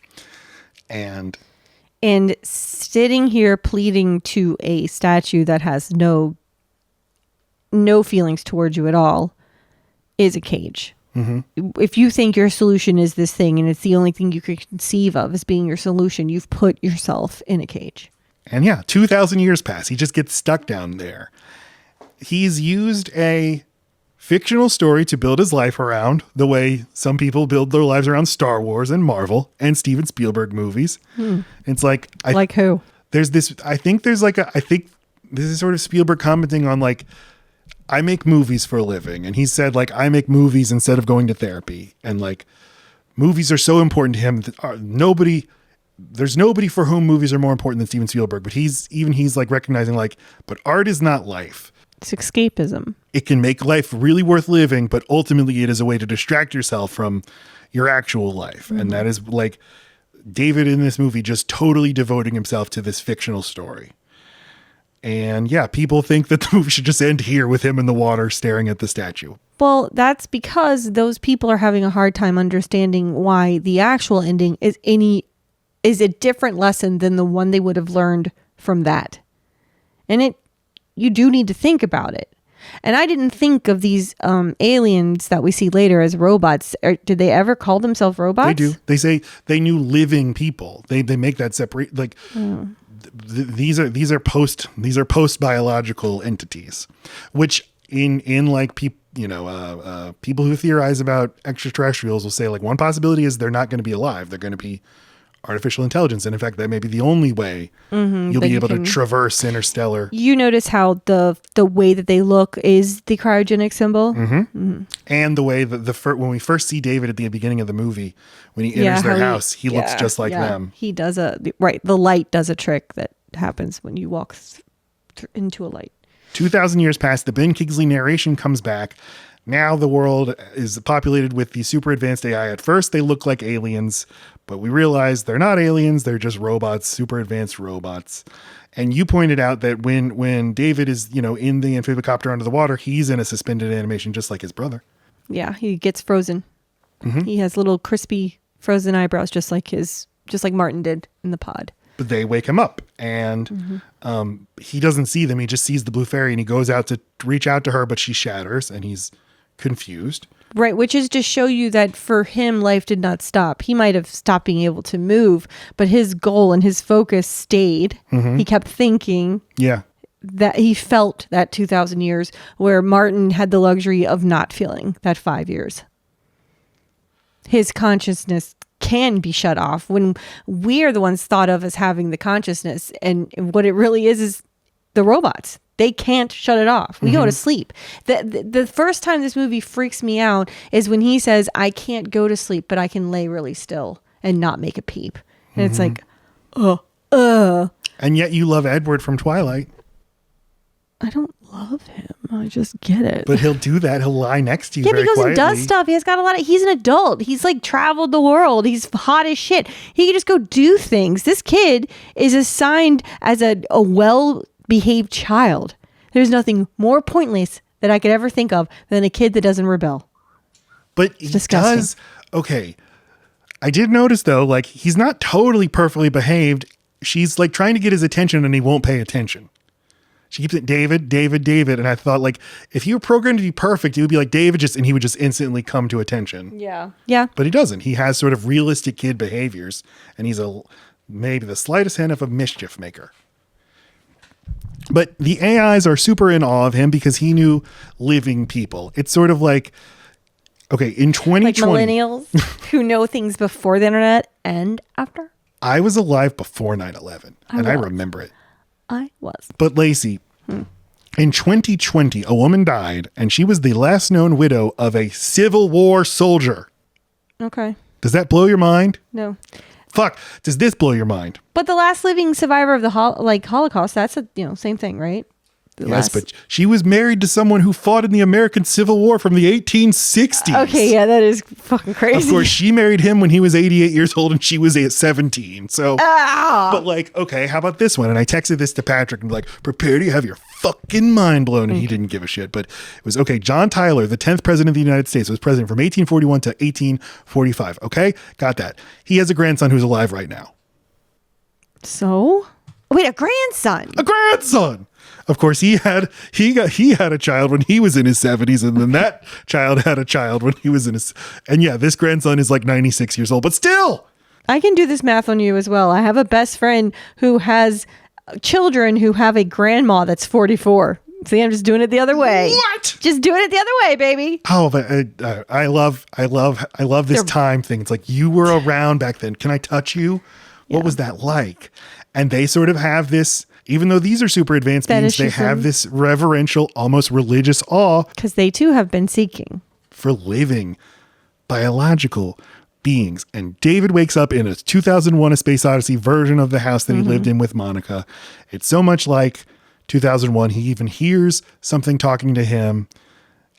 But unlike 2001, he actually gets to go and interact with it. And it's the Blue Fairy. But it's not the Blue Fairy. It's just the robots using the Blue Fairy to communicate with him. And eventually they explain to him, we can bring your mom back because you have hair. But there's this thing.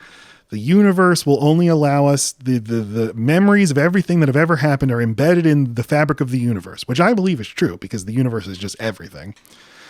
But our science isn't good enough to keep him alive for more than a day. So you only get a day. And he's like, I'll take it. Well, it's just like a battery life, right? Like she's so tired she can't keep her eyes open.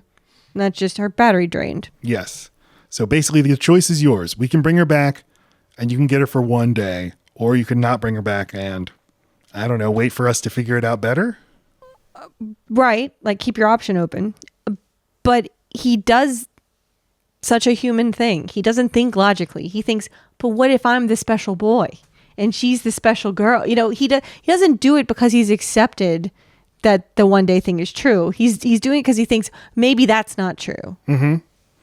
Which is a very human thing to do. I know. Maybe someone in my family won't die in a car accident. Maybe I won't get cancer. Matt. Like, fuck, why'd you have to pick that? Maybe we'll be different. And so, yeah, they resurrect her. But again, this is like a modified version of his mom. This is the mom who doesn't care about her husband and her other kid. All she cares about is David. And he spends a perfect day with her, making her coffee and waiting on her. And then birthday cake and whatever.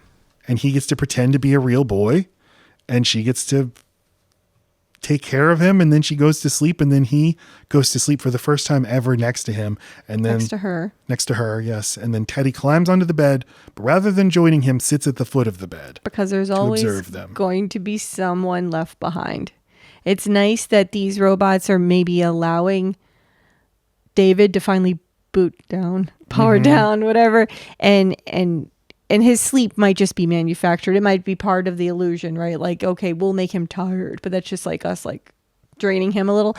And now he can just rest there. And we can still farm everything we need out of his brain, but at least he's content here. He's not going to be a problem. Yeah. But then you've still got Teddy, and Teddy's not that important. And he's just left there to sit and watch for 2,000 years. It is so depressing. Poor Teddy. But like, man, that's what life is. We are telling ourselves stories. But that's why I think people think this is a stupid tacked on happy ending when I don't think it's happy at all. No, I know you don't, but you're smart. That's true.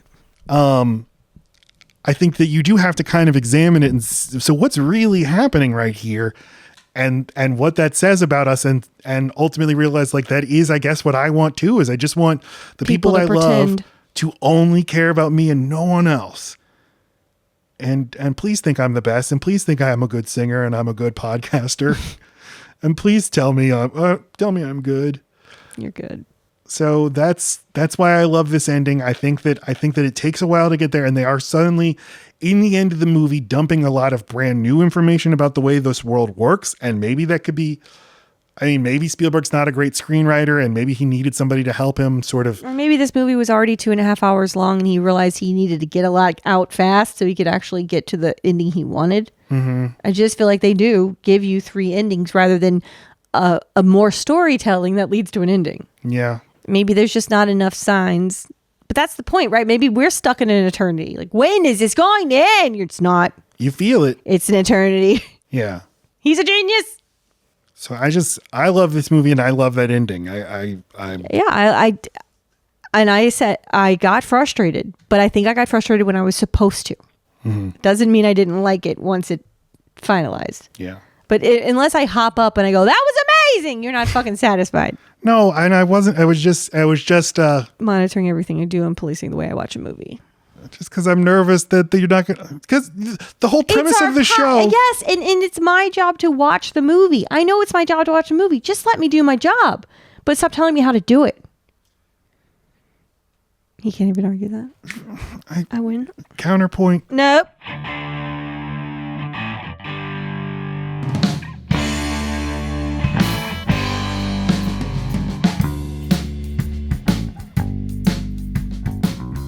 I didn't know this was going to be a long one. Sorry, guys.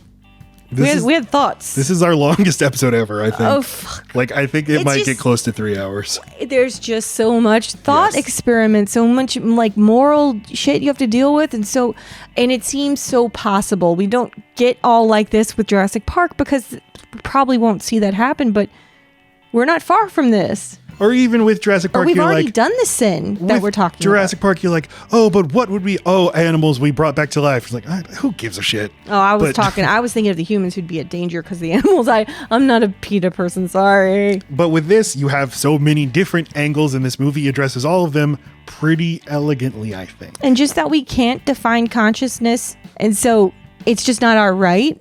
It's not our right to create it or to even think that we might be simulating it. It just doesn't feel fair if you don't know enough about it.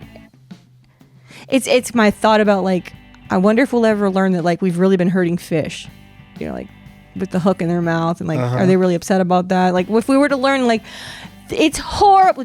We just need one talking fish, and then no one's gonna fish again. You're so wrong, though. No. Everyone. I mean, some people would stop fishing. Then Yeah. then you would get people to start fishing and be like, "Fuck you." But it would become moral in a way that it's not for so many very kind-hearted people. Animal rights. But that's a different kind of person. People who are animal rights people are passionate, and they see something that most they do, but like they block it off. That's a different kind of person. You make something talk. Now we're all in.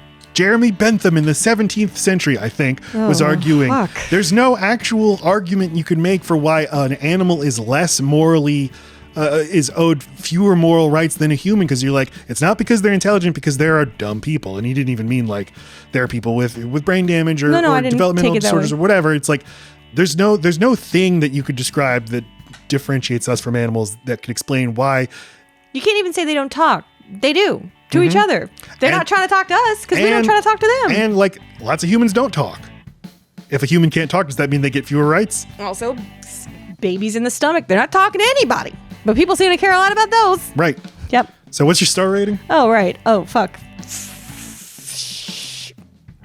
Have I given anything a 4.5 yet? Yeah. Then 5. Whoa! I think it's a 5. Oh my god! Anyone should watch this. I can't believe it. I'm stunned. Did I letterbox it? I don't think. Okay. Even though you're letterboxed Lacey. I give it a 5 as well. I think it Misnomer. might be Steven Spielberg's best movie. It deals with so many different elements of AI. He's shorting. Something that becomes He's a bot. something that becomes more relevant. You know, Lacey, this is more relevant than ever. That's what I was saying, baby. Yes, I know.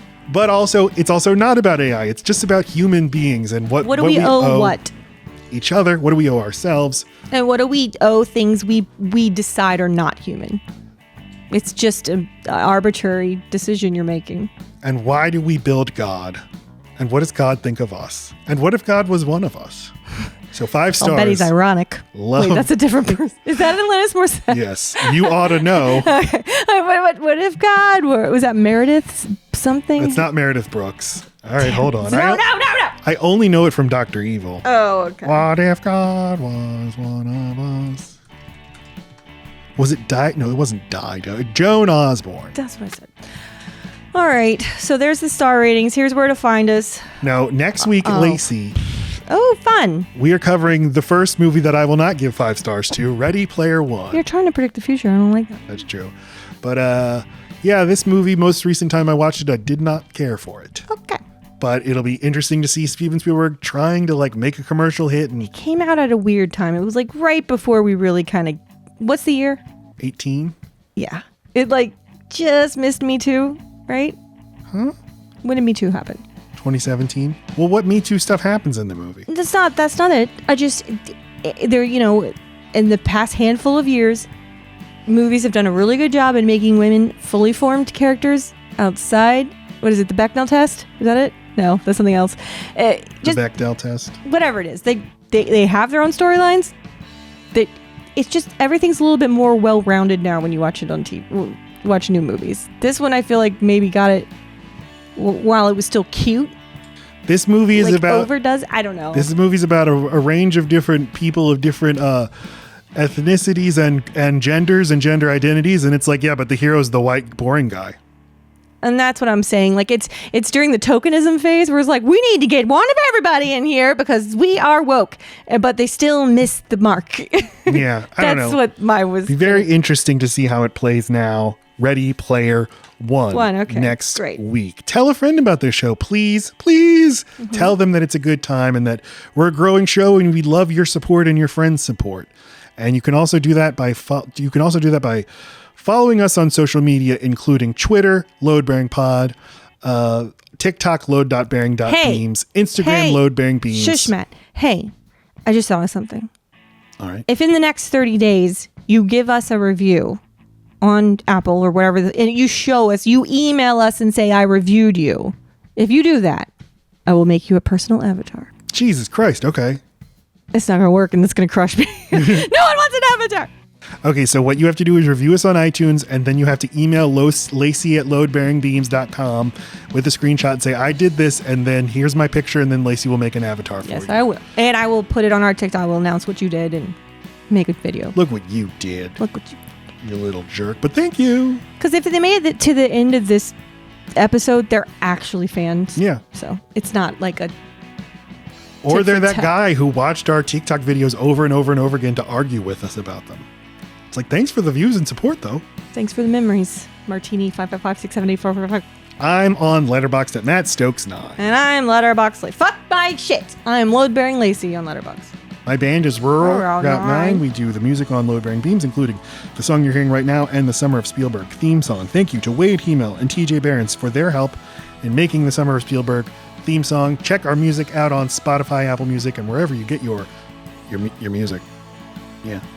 Okay. Okay. Okay, I love you. Goodbye.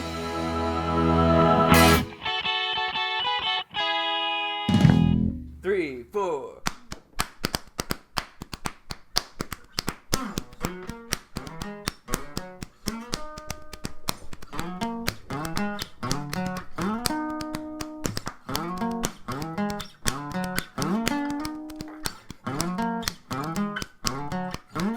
Everybody, love bearing beams.